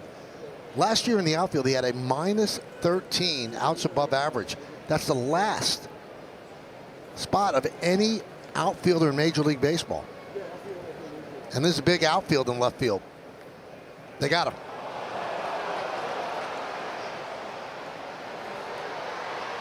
Little rundown. The tag is made by Fried, who has a brilliant pickoff move.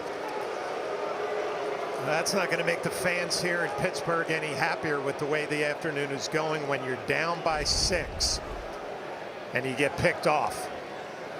You mentioned a good move, hanging his right leg, then delivering the ball to first. Frustrated fan base.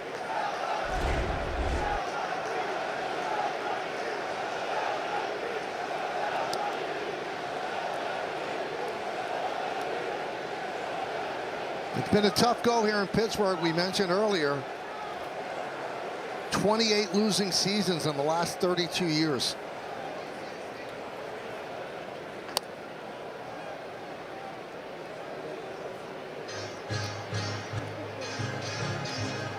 And although it's a smaller market, John, it's been proven you can win in these sorts of markets. Tampa Bay is a contender every single year, and that's a much smaller market. Cleveland.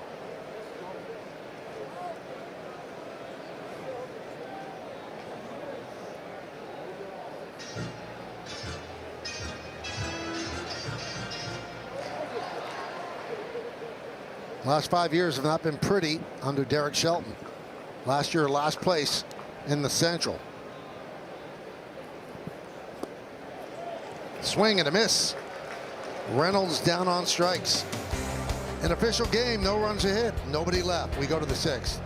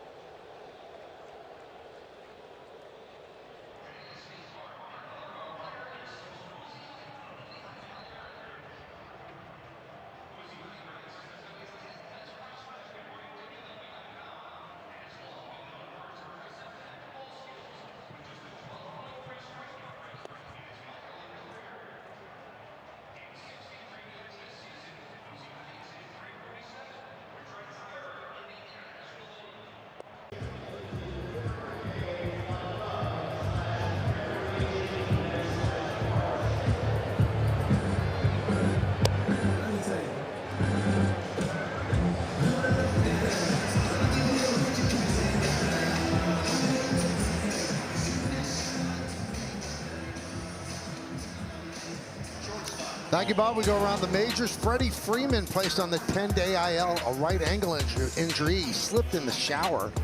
The Reds have lost 3 straight 1-0 games. First major league team since 1960 to do that. And Gunnar Henderson activated off the 10-day IL, right intercostal sprain. Slipping in the shower. I mean, I can imagine, you know, he has to go to Dave Roberts and tell him that. You hear some strange injuries out there. Remember the guy who got injured because he was ironing his shirt while he was wearing it?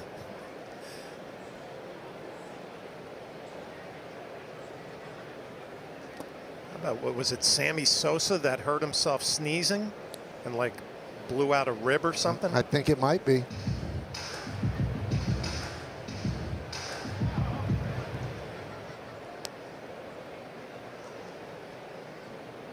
There have been people that were injured walking in their sleep, walking into a wall in a hotel. Have you ever slipped in the shower, John? No, but I've walked into the wall of a hotel, but I wasn't sleeping when it happened.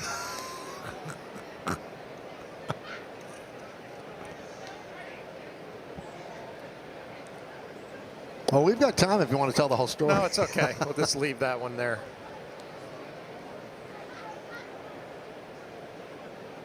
You created quite a stir with this torpedo bat thing, though, didn't you? But it also created quite a nickname that Meredith got the cosign on Volpe from, right?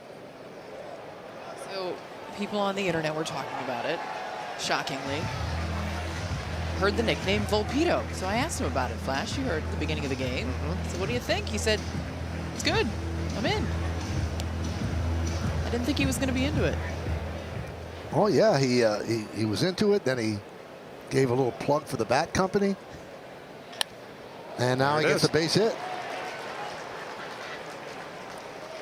Now, the one thing that whole conversation got me thinking was it's amazing now that in the modern age of this game, you can determine if a hitter gets jammed more or hits the baseball off the end of the bat a little bit more, as we see Volpe hitting it right on the barrel going the other way. And I never really thought, like, as a player, did I get jammed more or hit the ball off the end of the bat? I would have no idea.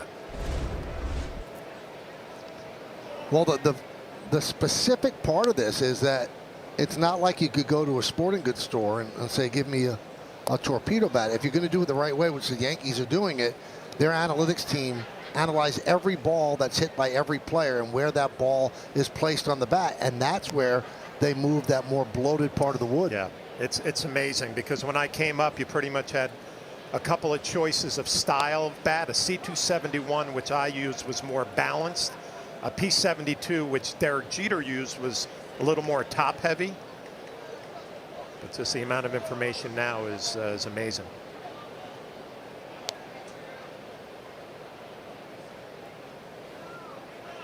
And guys, Greg Joyce, who writes for the New York Post, had an article out about a day after all that stuff came out, and he said his bat company got about 80 to 100 calls from big leaguers in the first 48 hours after that was mentioned, wanting to know more about these bats. But to your point, Michael, you can't just order anyone and have it fit you the right way. Or benefit you the right way, I should say.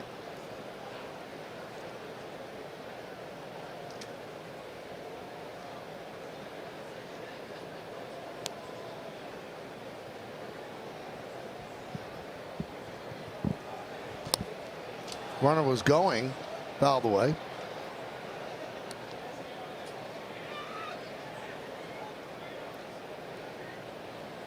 Bottom of the order's done the job today. 7 through 9, 5 for 5, a double 6 ribbies, 3 walks.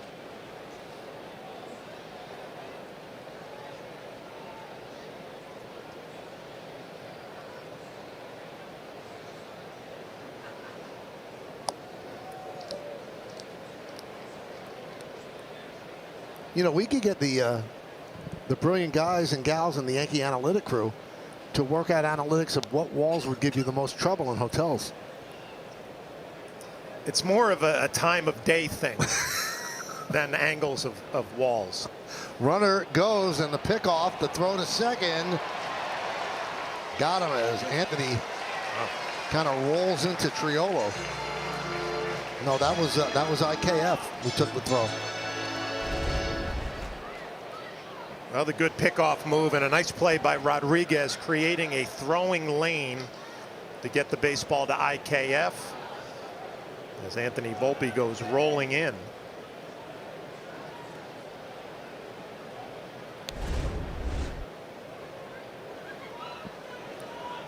Two and two on Grisham.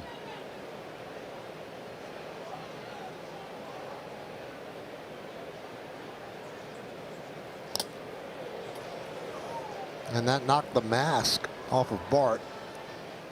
He's gotten clipped a couple of times this afternoon.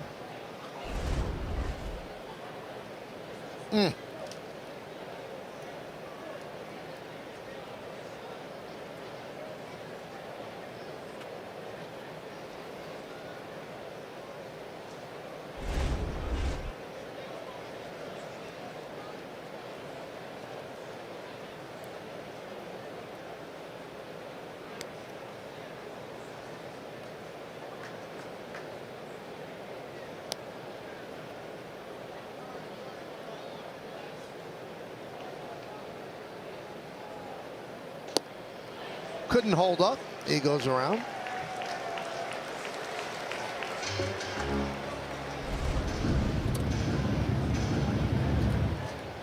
A little elevation on the fastball, couldn't hold up.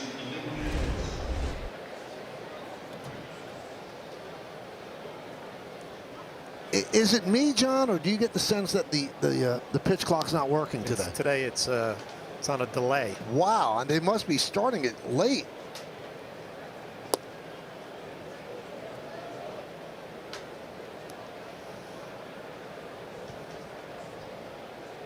Dominguez 2 for 2, a double, a single.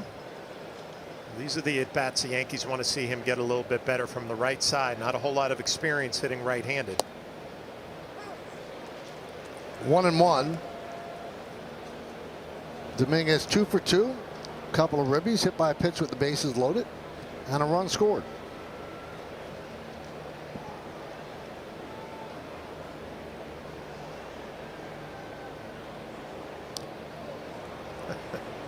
One and two. And again, yeah, Joey Bart saying, I've had enough. You don't miss that. Not at all.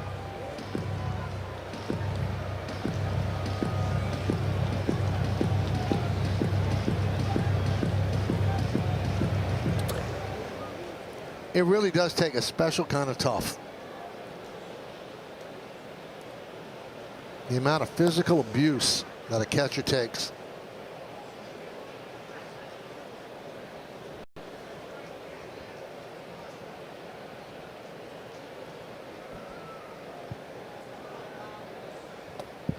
Did he go? Yes, he did. Dominguez down on strikes. No runs a hit and nobody left. Well, this drone's going to help you out. They're going to go right into this hotel. They're going to tell you where the walls are, and all accidents will be avoided.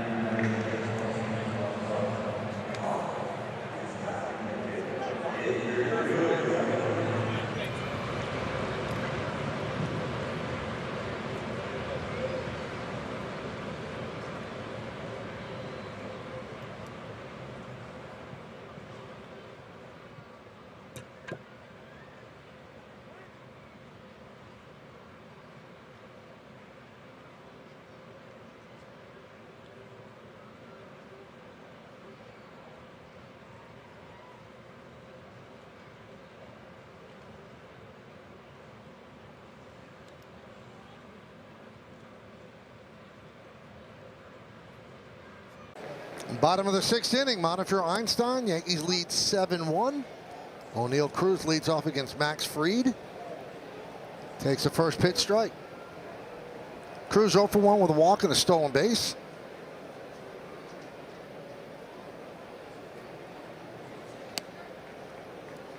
Curveball that just misses inside.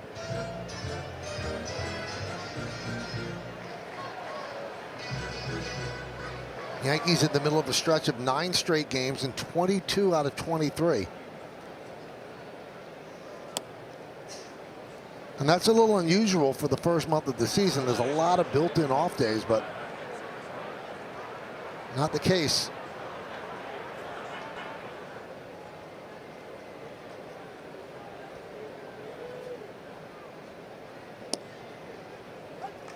Two and two. Watching Max Fried this afternoon attacking the left-handed hitters. He has a lot of back and forth with that two-seamer in on the hands of a lefty that moves a guy like Cruz off the plate. Then he comes back away with a sweeper. And he gets him on the curve. Then he has the curveball to finish him off. So if you're a left-handed hitter, you can't just look out over the plate because he throws a two-seamer in. Then he can finish it with a curveball.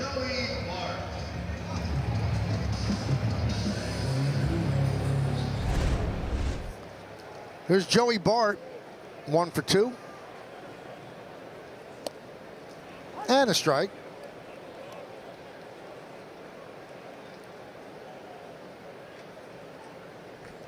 Between innings, the dreaded sight of the head groundskeeper talking with the umpires and showing them an iPad. I don't think they're playing Roblox. They're probably looking at the incoming rain.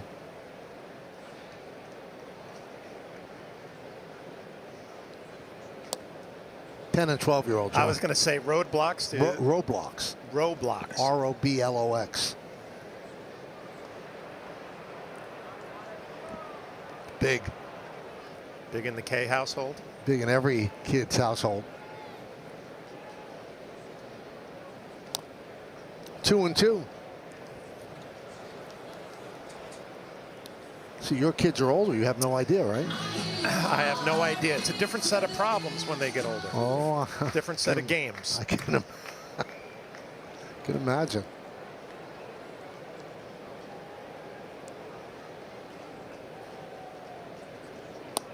Strike three. Bart down looking. Hey, the 6th Yankee strikeout is brought to you by Audi and the 2025 Audi Q6. Visit your local tri-state Audi dealer today. Well, the first outing for Fried, the curveball was a struggle, but he's starting to pick up the pace now with that 12-6 hammer. There's McCutchen, who was singled twice against Fried. 17th season in the big and 12th in Pittsburgh for McCutchen. Former MVP.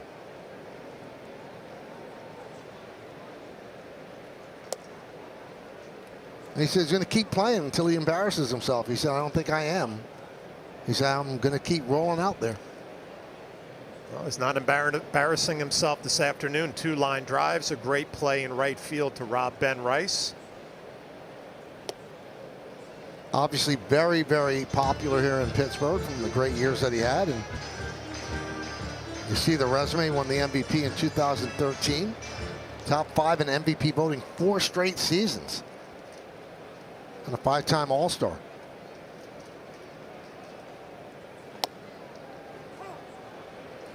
Two and two.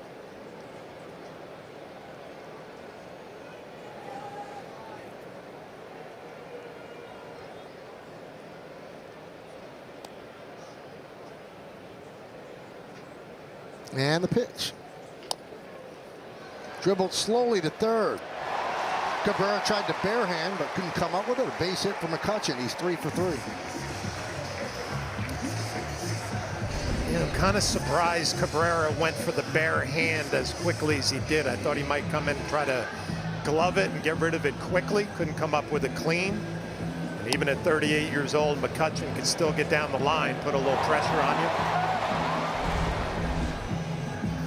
And that's going to do it for Fried. Boone will take the baseball. 5 2/3. He's eligible to get his first Yankee win.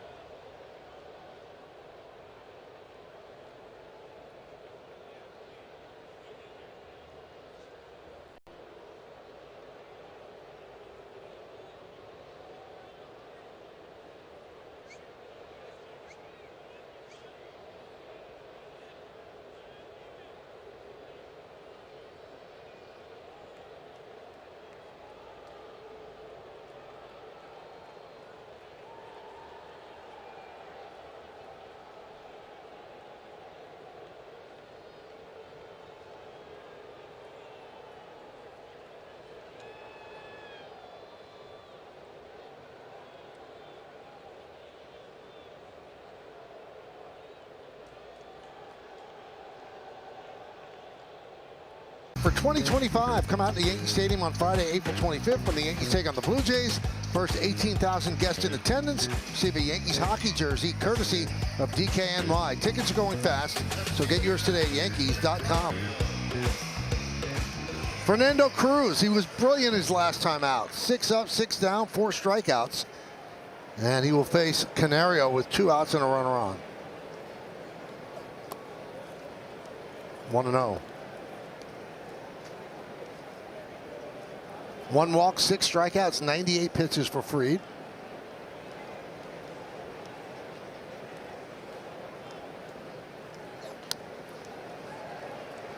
One and one.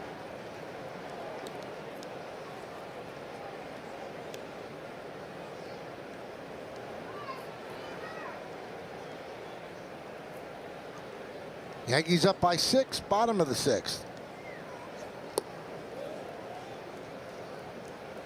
Oh, there's that splitter for Cruz, the big swing and miss pitch.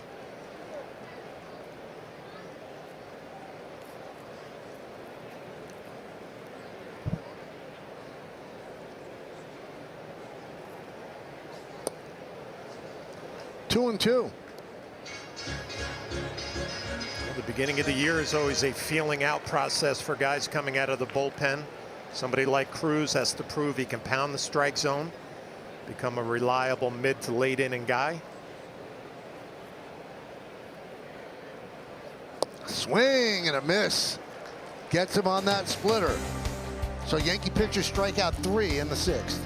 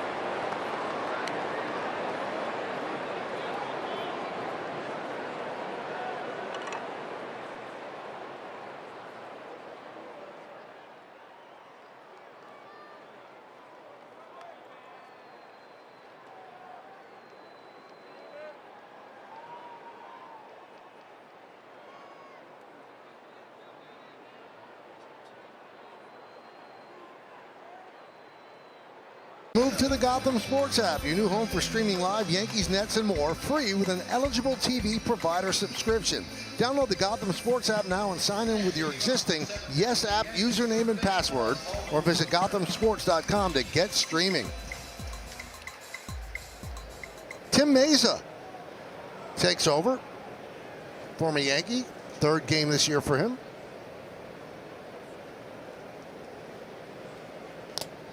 And Cabrera swings and misses. He said they were going to have one of those days. Joey Bart getting beat up. But he's like, you know what? Let's just keep going.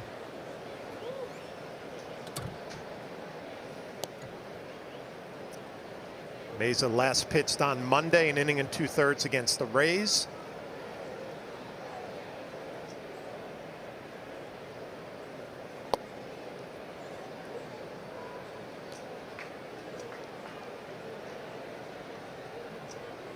Yankees have 10 hits, Pittsburgh with 6. Yankees lead 7-1.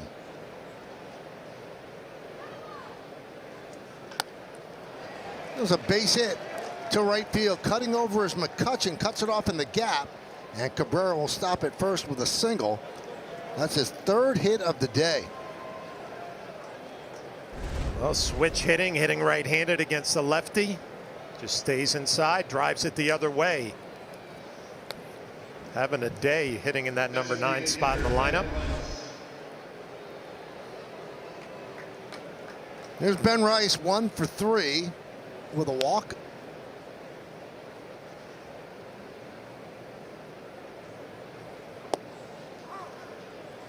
And a strike.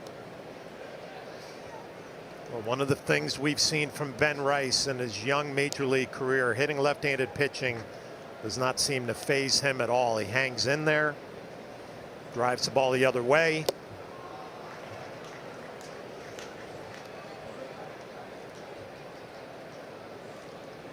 Mesa, 15 games with the Yankees last year. He posted a 4.0 ERA. They got him in July after he was released by the Blue Jays, and he made an appearance in each postseason round for the Yankees as well.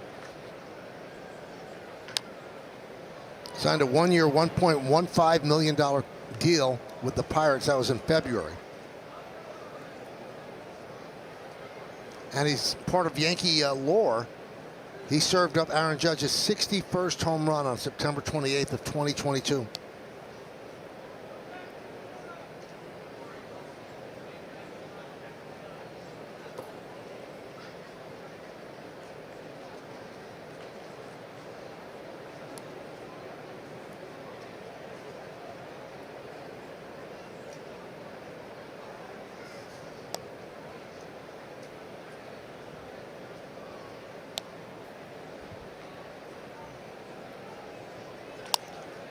Ground ball left side. Hayes fires to first, not in time. Hayes took it himself, did not flip to Triolo. Thought he had a better chance to do it that way, but Rice can run. Yeah, interesting choice here. Just continued on to second base, thinking he can make the pivot and complete the double play. Rice gets down the line too well. Again, hanging in there against the lefty, trying to drive it the other way.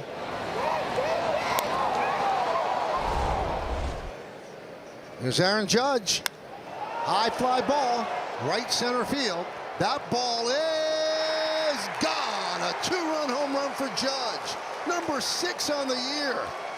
And it's 9-1 Yankees.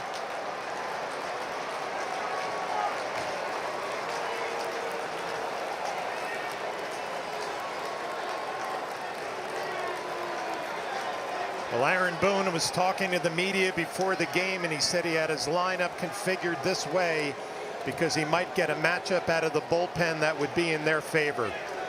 Tim Mesa, the lefty, against Aaron Judge, the power hitting righty, is a matchup in the Yankees' favor any day or night. 6 home runs, 17 runs batted in 7 games. And a strike to Chisholm.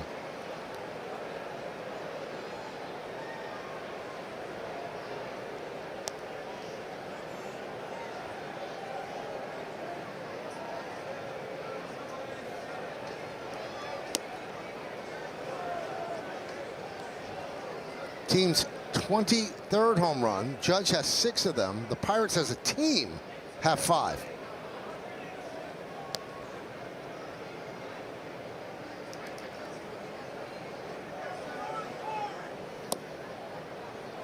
You just look at that matchup for Tim Mesa. Throws 93, 94.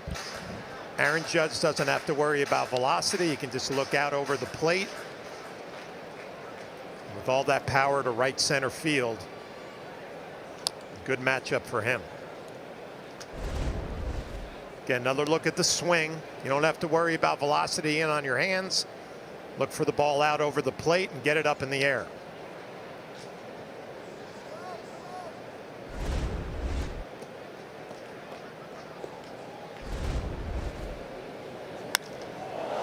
So the man who served up his 61st home run serves up number 6 here in Pittsburgh.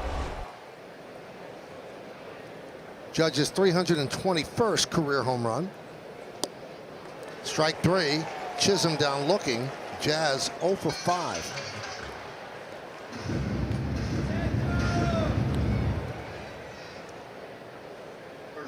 So round number for games, his 1,000th game today, and 321, more than anybody's hit in 1,000 games.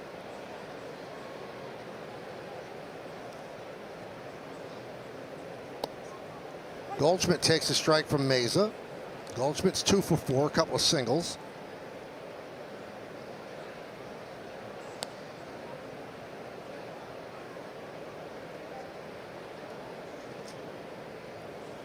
Way outside.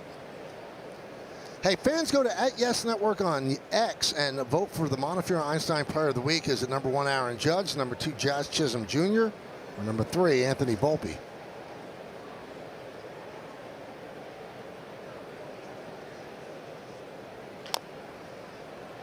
Mesa fields, sets, and gets Goldschmidt for the final out. But a team that is just bashing the baseball at a record pace, they add another. Aaron Judge, home run number 6 into the Pittsburgh sky. Yankees lead 9-1.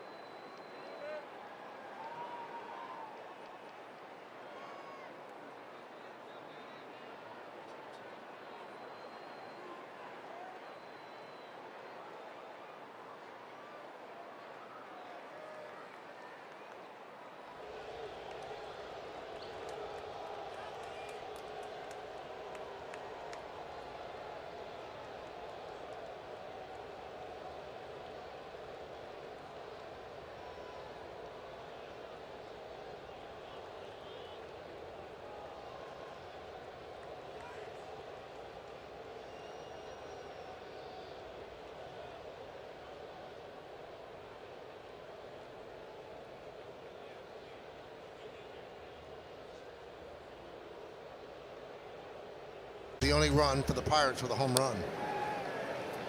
Cruz in there after getting the final out of the 6th, and then he will face the bottom third of the order for Pittsburgh.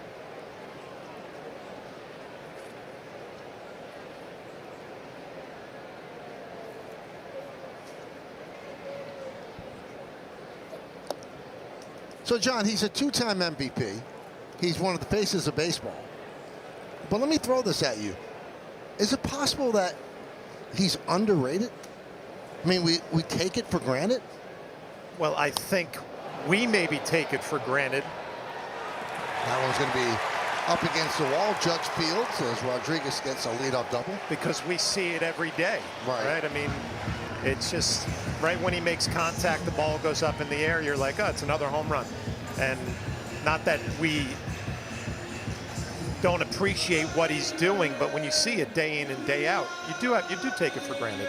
And guys, we've seen him go on unbelievable tears over the years, and it's during those times when he steps into the batter's box, Flash, to your point, that you almost expect it, that he's going to walk up to the batter's box and hit a home run. And Aaron Boone was talking about it the other day, that sometimes he just sits in that dugout as he's watching and pinches himself to remind himself that this is not normal. This may be Aaron Judge normal, but it is very hard to barrel up a baseball consistently.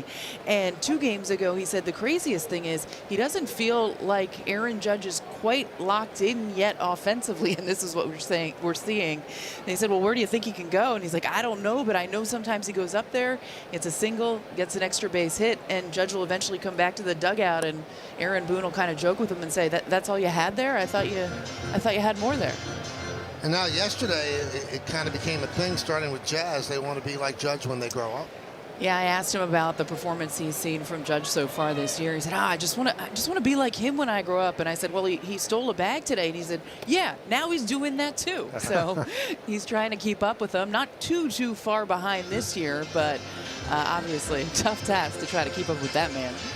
And, John, I think he could steal more bases, but it doesn't make sense to get himself hurt doing it. No, I don't think so. You know, the only thing I can relate this to is I've sat behind home plate when Barry Bonds was standing next to home plate, and the feeling that I had behind the plate a lot of the times with a young pitching staff, let's say at Tampa Bay, they didn't have enough to get him out, and you knew it, and everybody else knew it.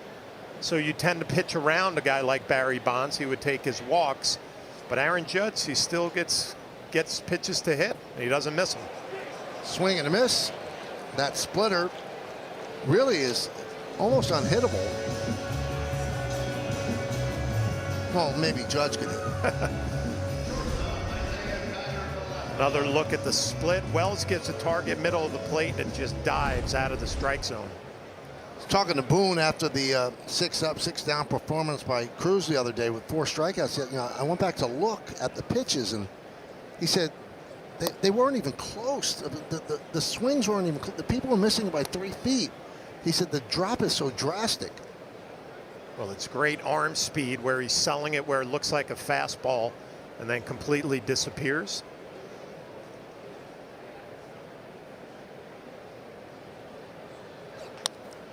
That one is looped into center field. It's going to be a base hit.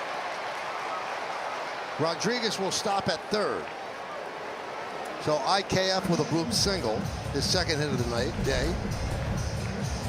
Well, we know IKF, a hitter that just puts the ball in play, lets it travel deep into the strike zone, and just fights it off.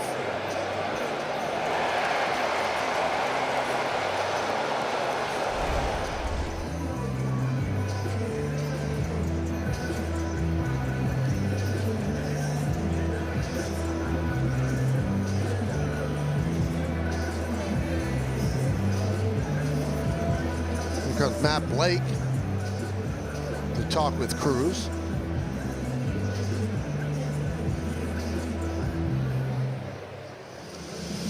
This copyrighted telecast presented by authority of the New York Yankees. It may not be reproduced or retransmitted in any form, and the accounts and descriptions of this game may not be disseminated without the express written consent of the New York Yankees. Brent Hedrick warming to the Yanks. He has caught Aaron Boone's eye. Been impressive. Now, in case you missed it, Devin Williams has rejoined the team after being gone for 3 days with paternity leave. And the Yankees designated Adam Ottavino for assignment after just signing him. He pitched in 2 games for the Yanks.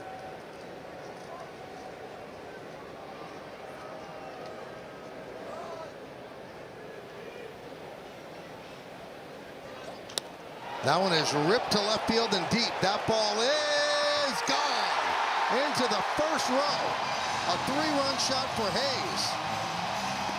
And the Pirates trying to get back in it.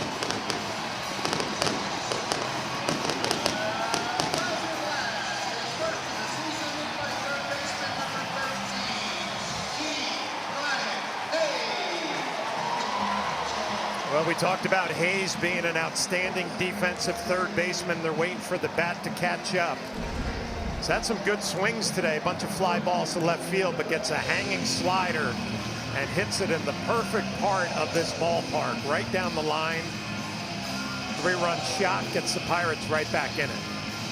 That's kind of the only forgiving part of left field. It's a deep left field, but it does cut into the foul pole. And he found that first row.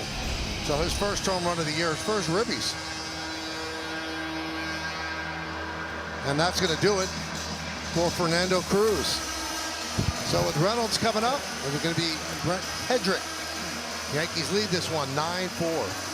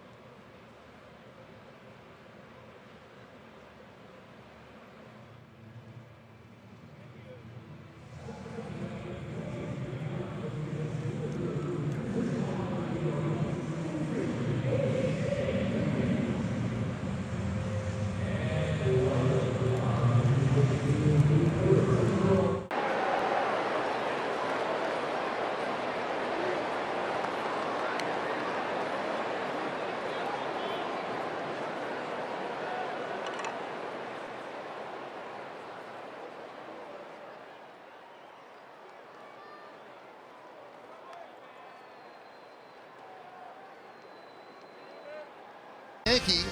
Here are the clues. He played for the Yankees from 57 to 65. Another clue for you, John. Became one of the best baseball analysts ever. Oh. Tony Kubek. Did Yankee games on MSG. Did national games on NBC. He was great. Bad hop, right? Yeah, the one that got him in the throat. The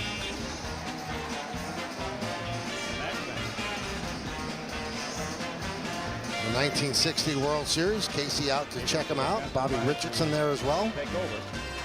Both Bobby and Tony retired much earlier than you would expect for really solid, more than solid players. That's one of the great booths ever. Bob Costas and Tony Kubek for NBC, and that was produced by our esteemed John J. Filippelli. Brent Hedrick takes over. Now, you said they both retired early. Why? What was the reasoning for that? I think they were just done, and the Yankees got bad in a hurry. In '65, they were awful after all those years of winning, dating back to the 1920s, and it was just time to move on.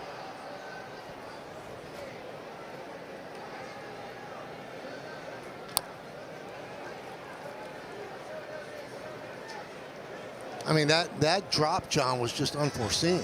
They were in the World Series, took the Cardinals to the 7th games in 1964, and then, I mean, it was just unusual to see Mickey Mantle and those guys playing on just an awful team. That was the beginning of a long stretch of bad baseball. So they went from 1964 to 1976 before they got back to the World Series. Take a look at the Optimum Don't Take Slow for an answer replay. O'Neill Cruz, stolen base number 7, has not been thrown out yet this year. Power and speed, a big part of his game.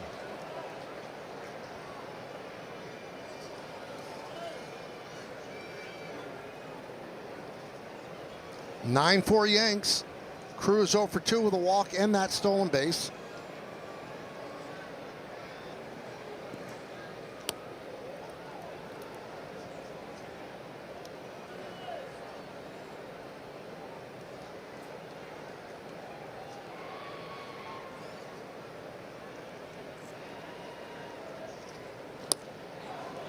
One and two.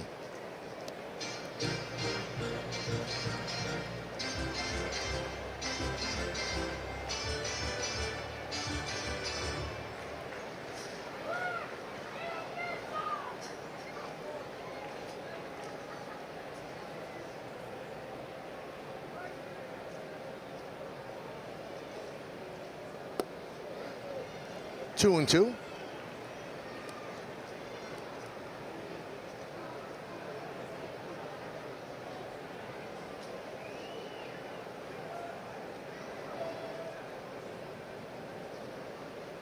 Check swing, fouled right over the Pirate dugout.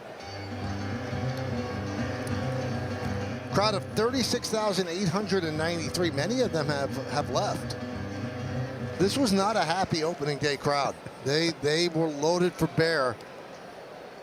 Did not come into this feeling too good about their team. Right back to Hedrick. And that's going to do it. But the Pirates get 3 runs, 3 hits, a big blow. Hayes' 3-run home run.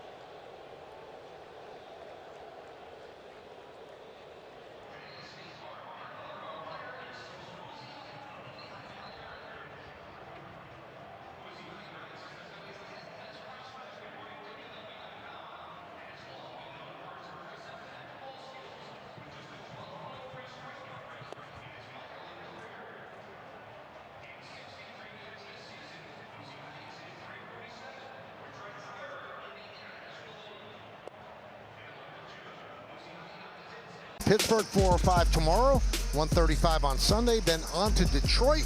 Get the coats out. It's supposed to be freezing. 3 night games in Detroit against the Tigers. Monday and Tuesday on Yes. Wednesday is on Prime. Hyundai scoreboard, 9-4 Yankees lead. They have 12 hits. Pirates have 9. Austin Wells leads off the 8th inning against Tim Mesa.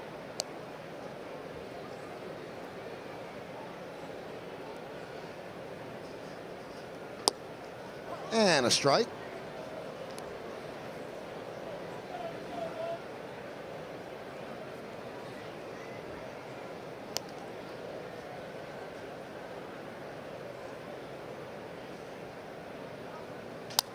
On this date back in 1974, Hank Aaron hit a home run in Cincinnati off of Jack Billingham.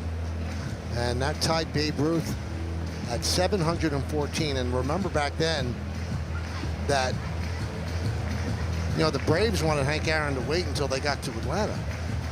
And baseball said, no, he's got to play. And then he hits the home run. But he did eventually break the record in Atlanta off of Al Downing.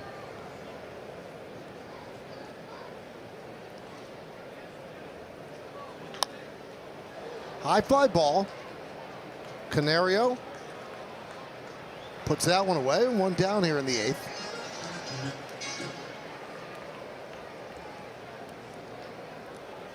So Austin Wells 0 for 4 with a hit by pitch. Also scored a run. Here's Anthony Volpe. He has a couple of hits, also hit by a pitch.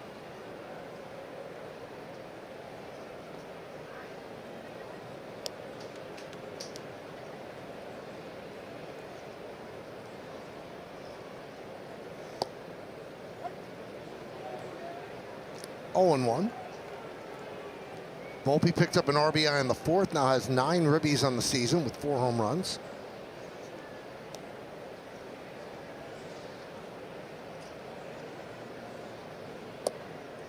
That one misses outside, 1 and 1. Well, it's good to see Anthony get off to a good start this year after what he did in the postseason for the Yankees last year. Looked like a different hitter in the postseason, carried it right into the beginning of this year. 1 and 2.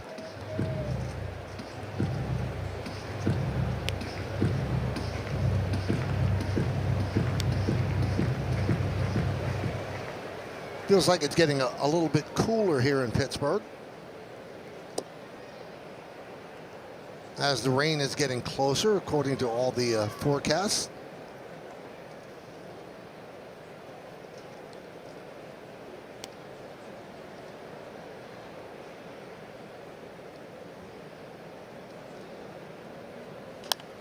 Fouled away.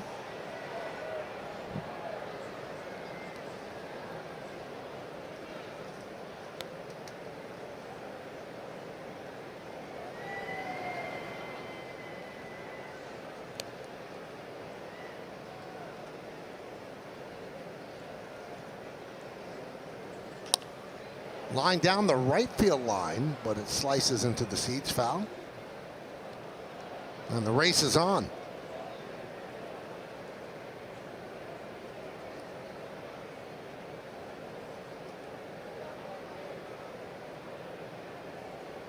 You ever catch a ball as a fan? Never. Me neither.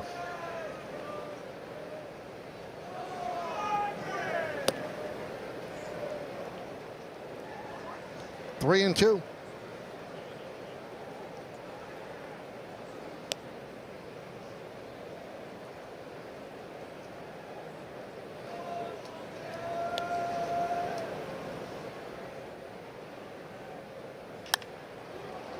Fly ball right center. On the run is Cruz, and it's going to be over his head and up against the wall. Volpe with some power there, powered it to right center, out of the reach of Cruz, who has great speed. It just looked like Anthony Volpe kind of lunged out over the plate. It wasn't even his A swing. Just kind of getting the barrel of the bat on the ball. And you're right, good carry to right center field.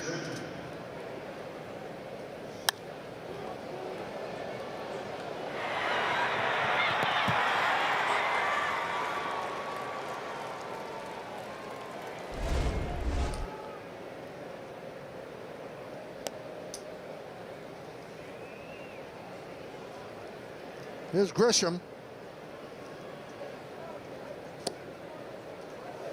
Tries to bunt.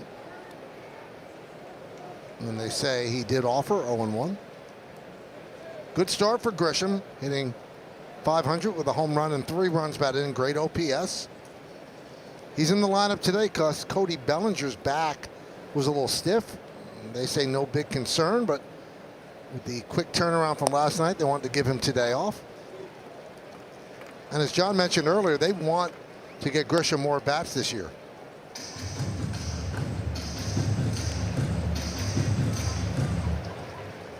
But it was hard last year because Judge wants to play every day. Soto plays every day, and Verdugo was in there all the time too. So there weren't many opportunities with the DH spot being occupied by Giancarlo Stanton as Grisham goes down on strikes.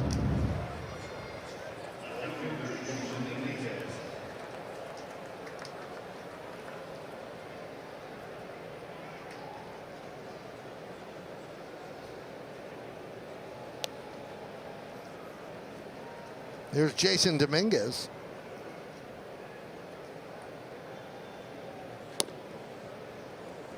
Both of the Yankees switch hitters in the 8th and 9th spot getting opportunities to bat from the right side, which is not their strong side, and they're going to have a lot of that in this series because, as John mentioned, there are 4 lefties in the bullpen for Pittsburgh. The Pittsburgh bullpen was so roughed up and stunned by having the 3 walk-off losses against Miami. John, they sent down their closer, David Bednar, who's been the closer for 4 years, and they sent him down. Yep. Shaking things up. Ground ball, shortstop. Canapalapa across the diamond to retire Dominguez, and that'll do it. No runs a hit, no errors, on 1 man left.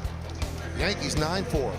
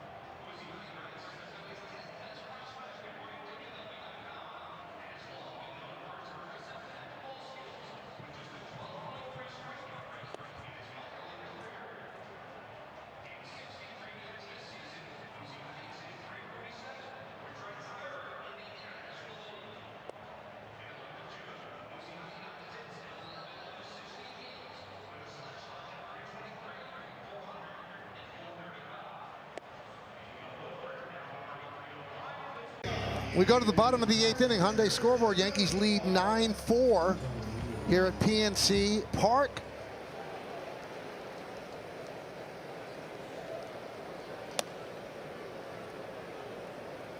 First pitch is low to Joey Bart. Hedrick still in there. Came on to get the final 2 outs in the 7th.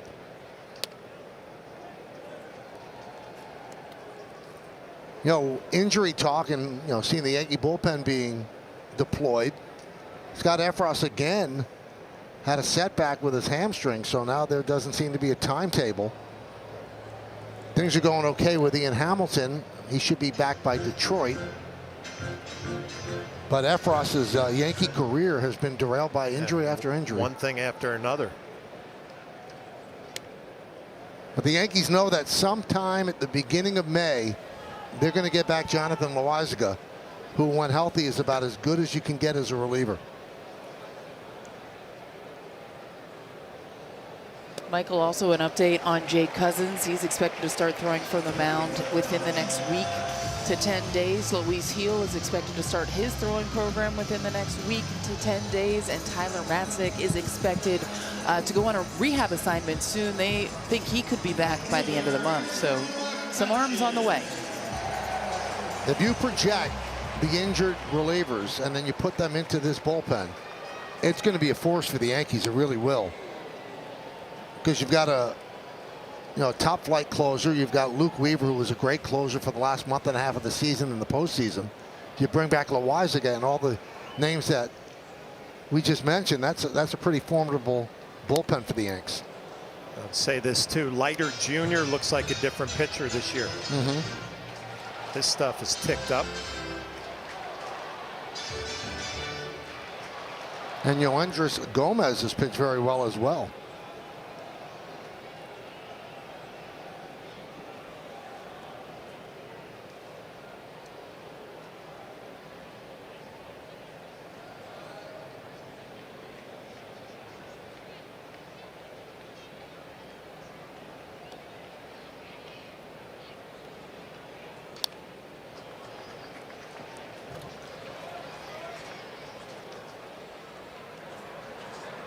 Here's Weaver. Closed out yesterday's game.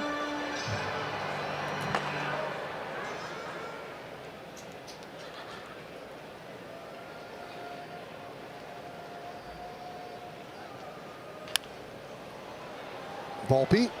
There's one. There's two. They double up McCutchen. 6-4-3. That's just a really nice turn all the way around from Anthony Volpe, getting rid of it quickly and giving Jazz Chisholm a perfect throw. Chest high, and then the easy turn and the strong throw from Jazz. Nice double play. Now they're going to ask the umpires to take a look. They don't have a challenge, but you can ask in the last 2 innings if they'd be willing to take a look. And it looked like McCutchen beat that out. This will be a crew chief challenge, challenging the call at second and challenging the out call at first.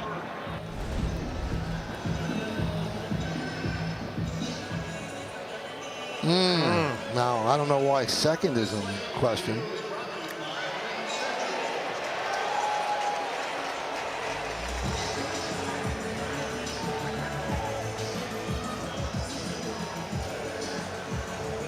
What's the old bromide? Tie goes to the runner? Yep. But they said they're also looking at the play at second.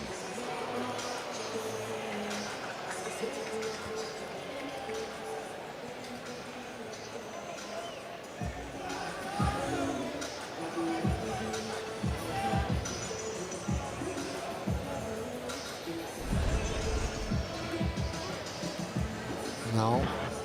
They have nothing. After review, the call at second is confirmed. He is out. First base, overturned, safe.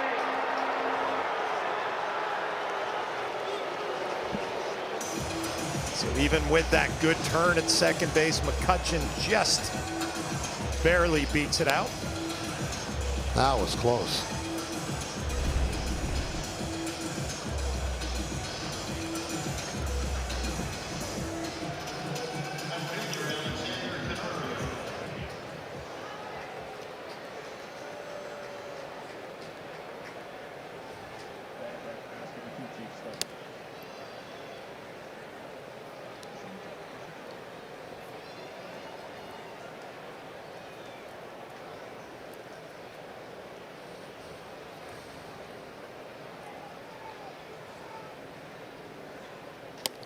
Well, we mentioned earlier that the starter for the Pirates, Mitch Keller, was celebrating his 29th birthday. It's also the birthday of Brian Hoke, who covers the Yankees for MLB.com. And I bring that up not because of Brian. Why should he get a birthday wish? Wow. But his wife, Connie, her uncle, Steve Schwab, he collapsed overnight with a heart issue, but he's such a big fan that he's watching from his hospital bed. He's watching the game. So get better quick. Oh, please get better quick. That's driven out to right field and deep. Going back is Judge, reaching up and making the play. Covering a lot of ground and hauling it in, taking away an extra base hit. Well, some veteran right fielders for both ball clubs making some nice defensive plays. McCutcheon for the Pirates and Aaron Judge cruising to right center field. Had a perfect jump, a perfect route. And an eye roll by Hedrick. Hedrick appreciates it. Making it look easy out in right field. Rodriguez swings and misses. So I really did not expect us to go there with a happy birthday to Brian Hoke and what it turned into. Right. I surprised people.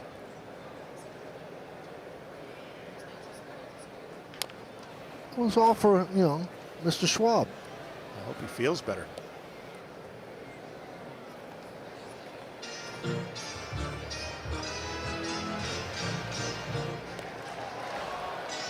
Michael, you mentioned that Hedrick has gotten Aaron Boone's attention, and you can see why. Fastball is only about 93, 94, but you watch some of the swings against that pitch. There's a good one in 96. So that'll do it here in the 8th. No runs, no hits. One man left. Let's go to the 9th inning.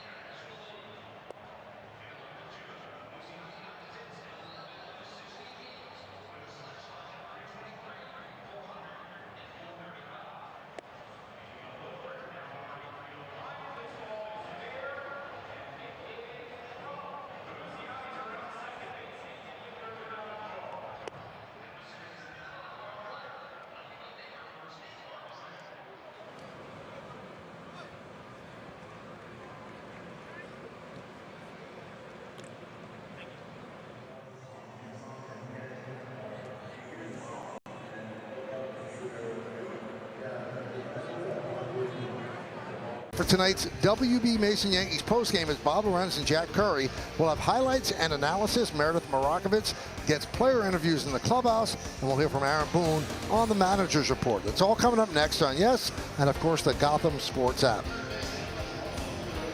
Justin Lawrence comes in to pitch the 9th inning. This will be his 4th game. He'll face 9-1-2 Cabrera, Rice, and Judge. Cabrera back around to the left side. 1-0.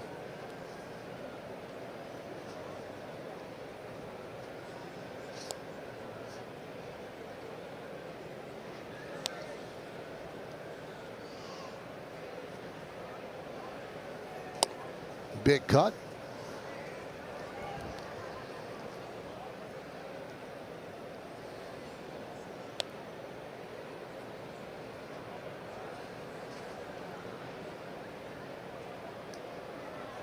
Three hits for Cabrera in this game.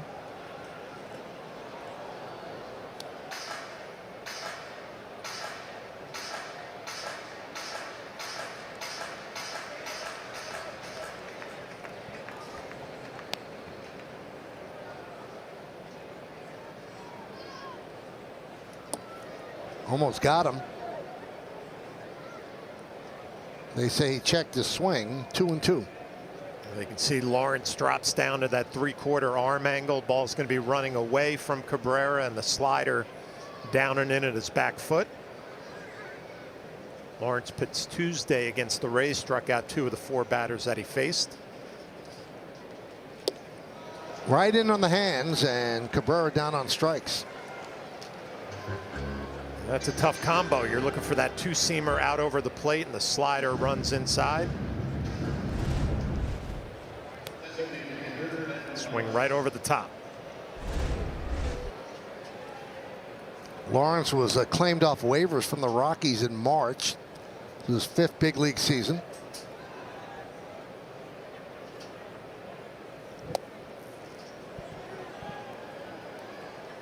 Had a rough year last year for the Rockies, 6.49 ERA. But again, that's in Colorado, half your games.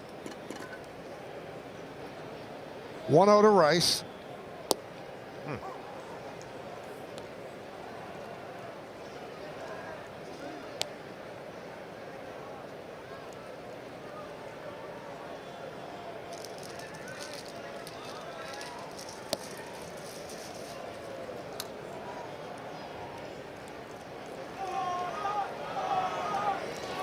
I think she might be proactive right now because I don't see it raining just yet. Doesn't look good, though.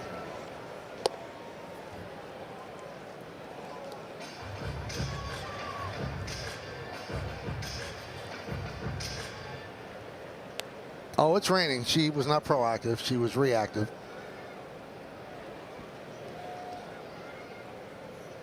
And that's a walk to Rice.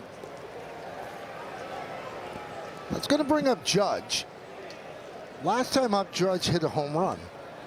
It was his 321st. So this is his 1,000th career game. In Babe Ruth's first 1,000 games for the Yankees, he hit 321 home runs. Wow.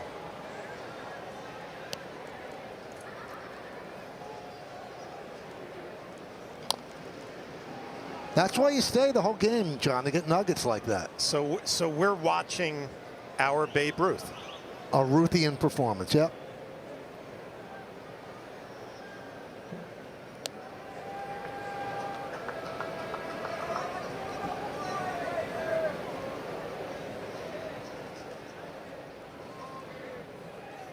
Inside, 1-1. So Judge with 7 home runs and 17 runs batted in. Well ahead of last year's pace when he finished with 58 home runs.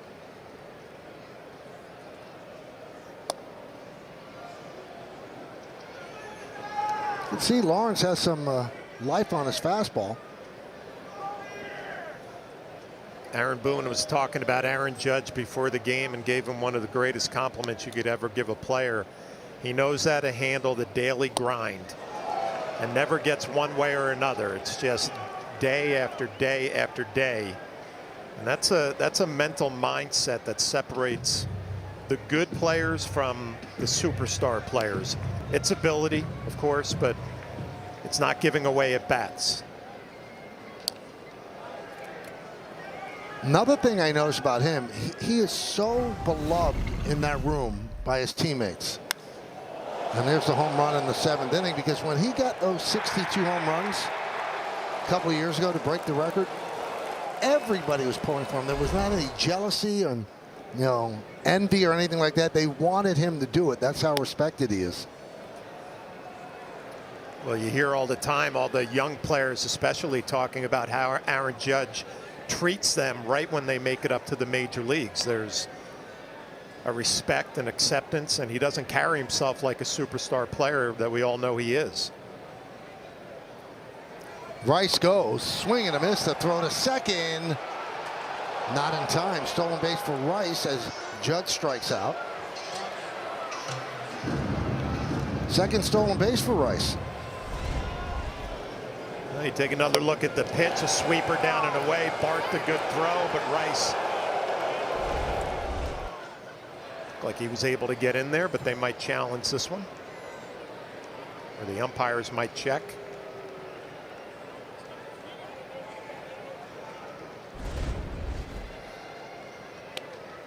Head first slide to the back of the bag. This will be a crew chief challenge of the safe call at second base. You know, when you see this kind of stuff, looks like he's going to be out. When you see this, John, there is no negativity for issuing a dumb challenge like the Pirates did earlier.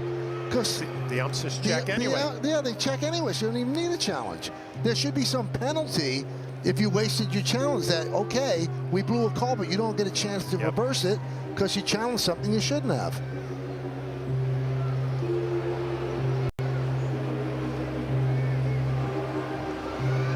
They probably reversed that, right? You would think so. And Rice did everything right, trying to dive to the back corner of the bag. It looked like the tag was applied on his hip.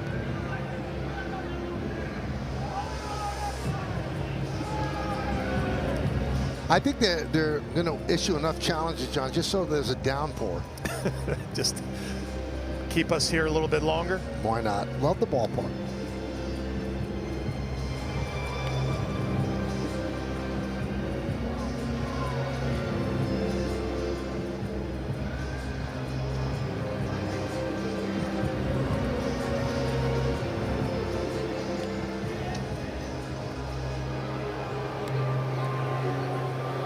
Looks pretty clear cut from what we've seen.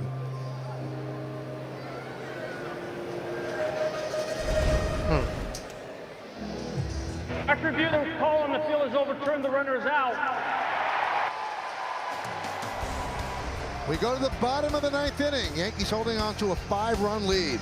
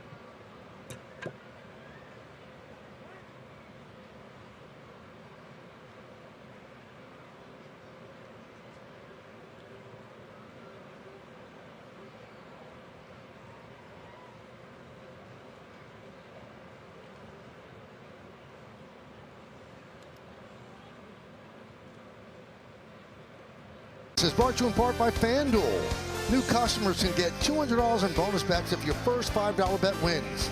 Buy Optimum Fiber. Get Optimum, the fastest fiber internet. Don't take slow for an answer. And by Hyundai, with a brand new Hyundai, there's joy in every journey. Some of the fans departing the ballpark, taking the Clemente Bridge to the other side of the Allegheny. And Devin Williams hasn't pitched in a while. Will take over. Last time we saw him was opening day.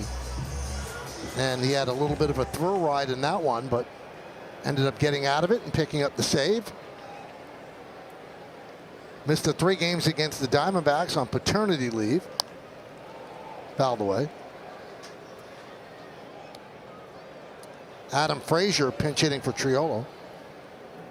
We know for Williams, it's all about that air bender, that quality changeup that he has, but he's got enough on his fastball too that you have to respect it, about 94, 95. I was talking to some of the guys with the Milwaukee Brewers, and they said that one of the issues was he didn't want to throw the fastball that much, and he just kept throwing air bender after air bender, and after a while, the Brewers knew it was coming. That's why they obviously posted that rally in the 9th inning on opening day. Well, our colleague David Cohn says it all the time. You have to protect your best pitch, and his best pitch is his changeup. How do you protect it? You have to throw enough fastballs to get hitters off of it. High fly ball on the right side. Chisholm makes the play.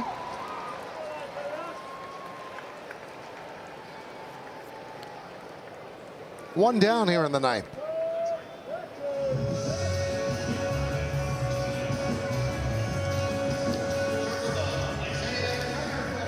It's always a concern when you have a pitcher who's been away from the club for a few days for paternity. He's going to be able to find the strike zone since when he comes back. So far, so good.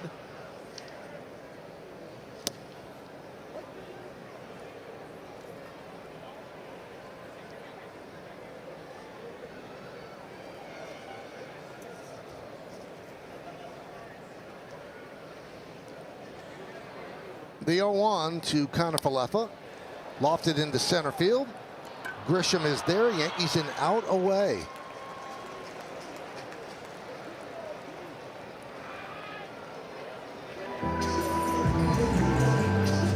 And that'll bring up Ke'Bryan Hayes. One of the rare bright spots for the Pirates today. A 3-run home run in the 7th inning off of the Yankees' Fernando Cruz.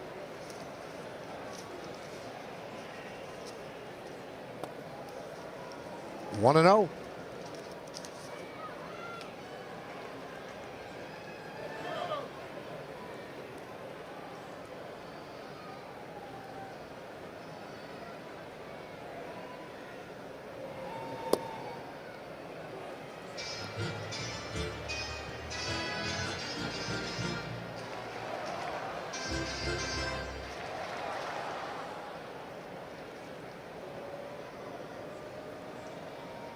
Devin, first time on the mound since welcoming a baby boy into the world.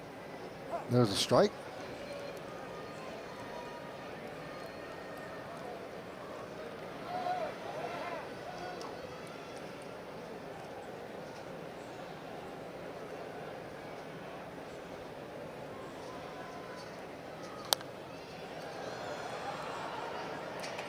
Pirates are down to their final strike.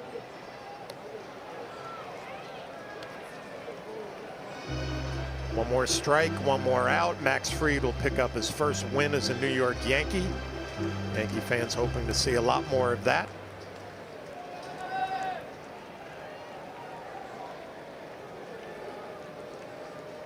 Two balls, two strikes, two outs on Hayes.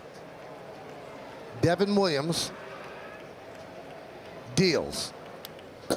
Pass Wells all the way to the backstop, 3-2.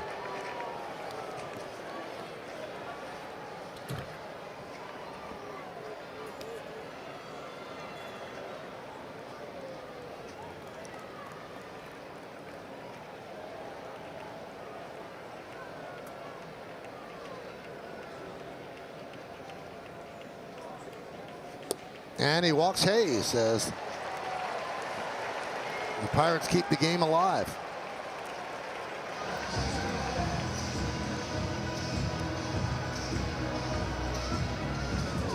And that brings up Brian Reynolds. Williams wants a new ball.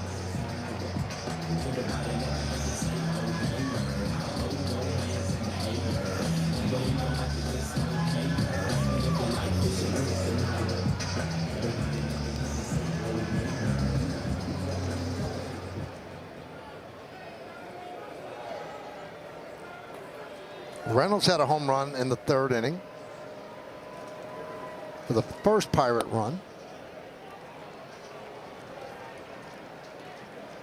Yankees scored 2 in the 2nd, 2 in the 3rd, 3 in the 4th, and then 2 in the 7th.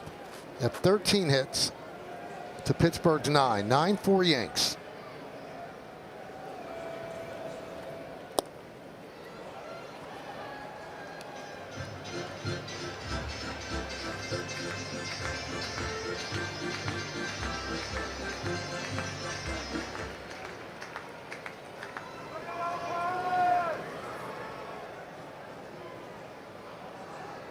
Runner goes. There'll be no throw, so Hayes takes second. on defensive indifference.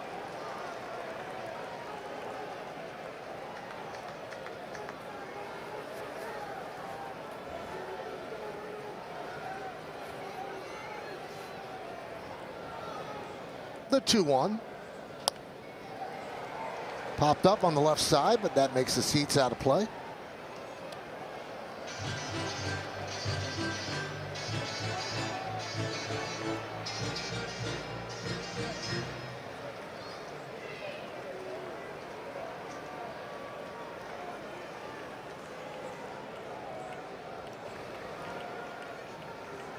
Two balls, 2 strikes, 2 outs.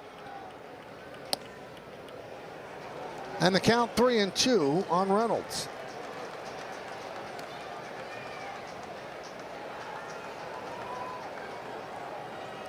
Hayes leads off second. Yankees lead by 5, bottom of the 9th inning. Strike 3, ball game. Yankees win this one 9-4 to start the road trip with a victory. Another home run for Aaron Judge. Devin Williams will give that ball to his newborn son Zabi, and the Yankees beat the Pirates in the Pirates home opener. Well, another day, another home run for Aaron Judge, but I love the pressure that the Yankees put out there offensively. Traffic from the first inning on, putting up 9 runs, and Max Fried, congratulations on his first win as a New York Yankee. Well, the Yankees off to a good start. They've won 5 of their first 7 games, 5-2. Another game tomorrow, but we have so much more to come right here. We'll wrap things up, give out awards, and then the post game after that.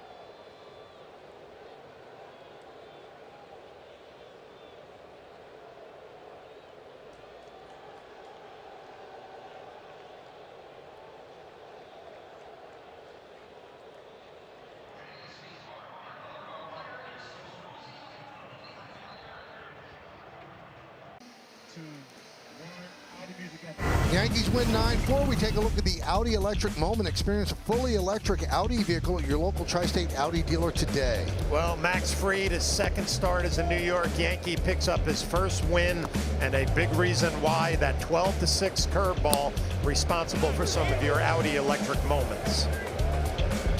Time now for the Cadillac drive of the game. I wonder what this one is. Well, Aaron Judge just keeps doing his thing. A two-run shot to right center field off the lefty Tim Meza. That's your Tri-State Cadillac drive of the game. All right, here's how it broke down. 9-13-0 Yanks, 4-9-2 for the Pirates. Took 3 hours and 18 minutes. Fried with the win. Keller, his first loss. Judge with the home run. And Brian Hayes also with a home run. Coming up on the Yes Network, stay tuned for the WB Mason postgame show with Bob Lorenz and Jack Curry. Special thanks to producer Troy Benjamin, director Dan Barr, Mike Webb, and the executive producer of the Yes Network is Mr. Jared Ames Bosnack. Join us again tomorrow as the Yankees continue their series against the Pirates. Coverage begins at 3 on Yes, with first pitch coming shortly after 4. Once again, the final score, the Yankees 9 and the Pittsburgh Pirates 4. For John Flaherty and Meredith Morakovitz, I'm Michael Kay saying see ya from PNC Park in Pittsburgh.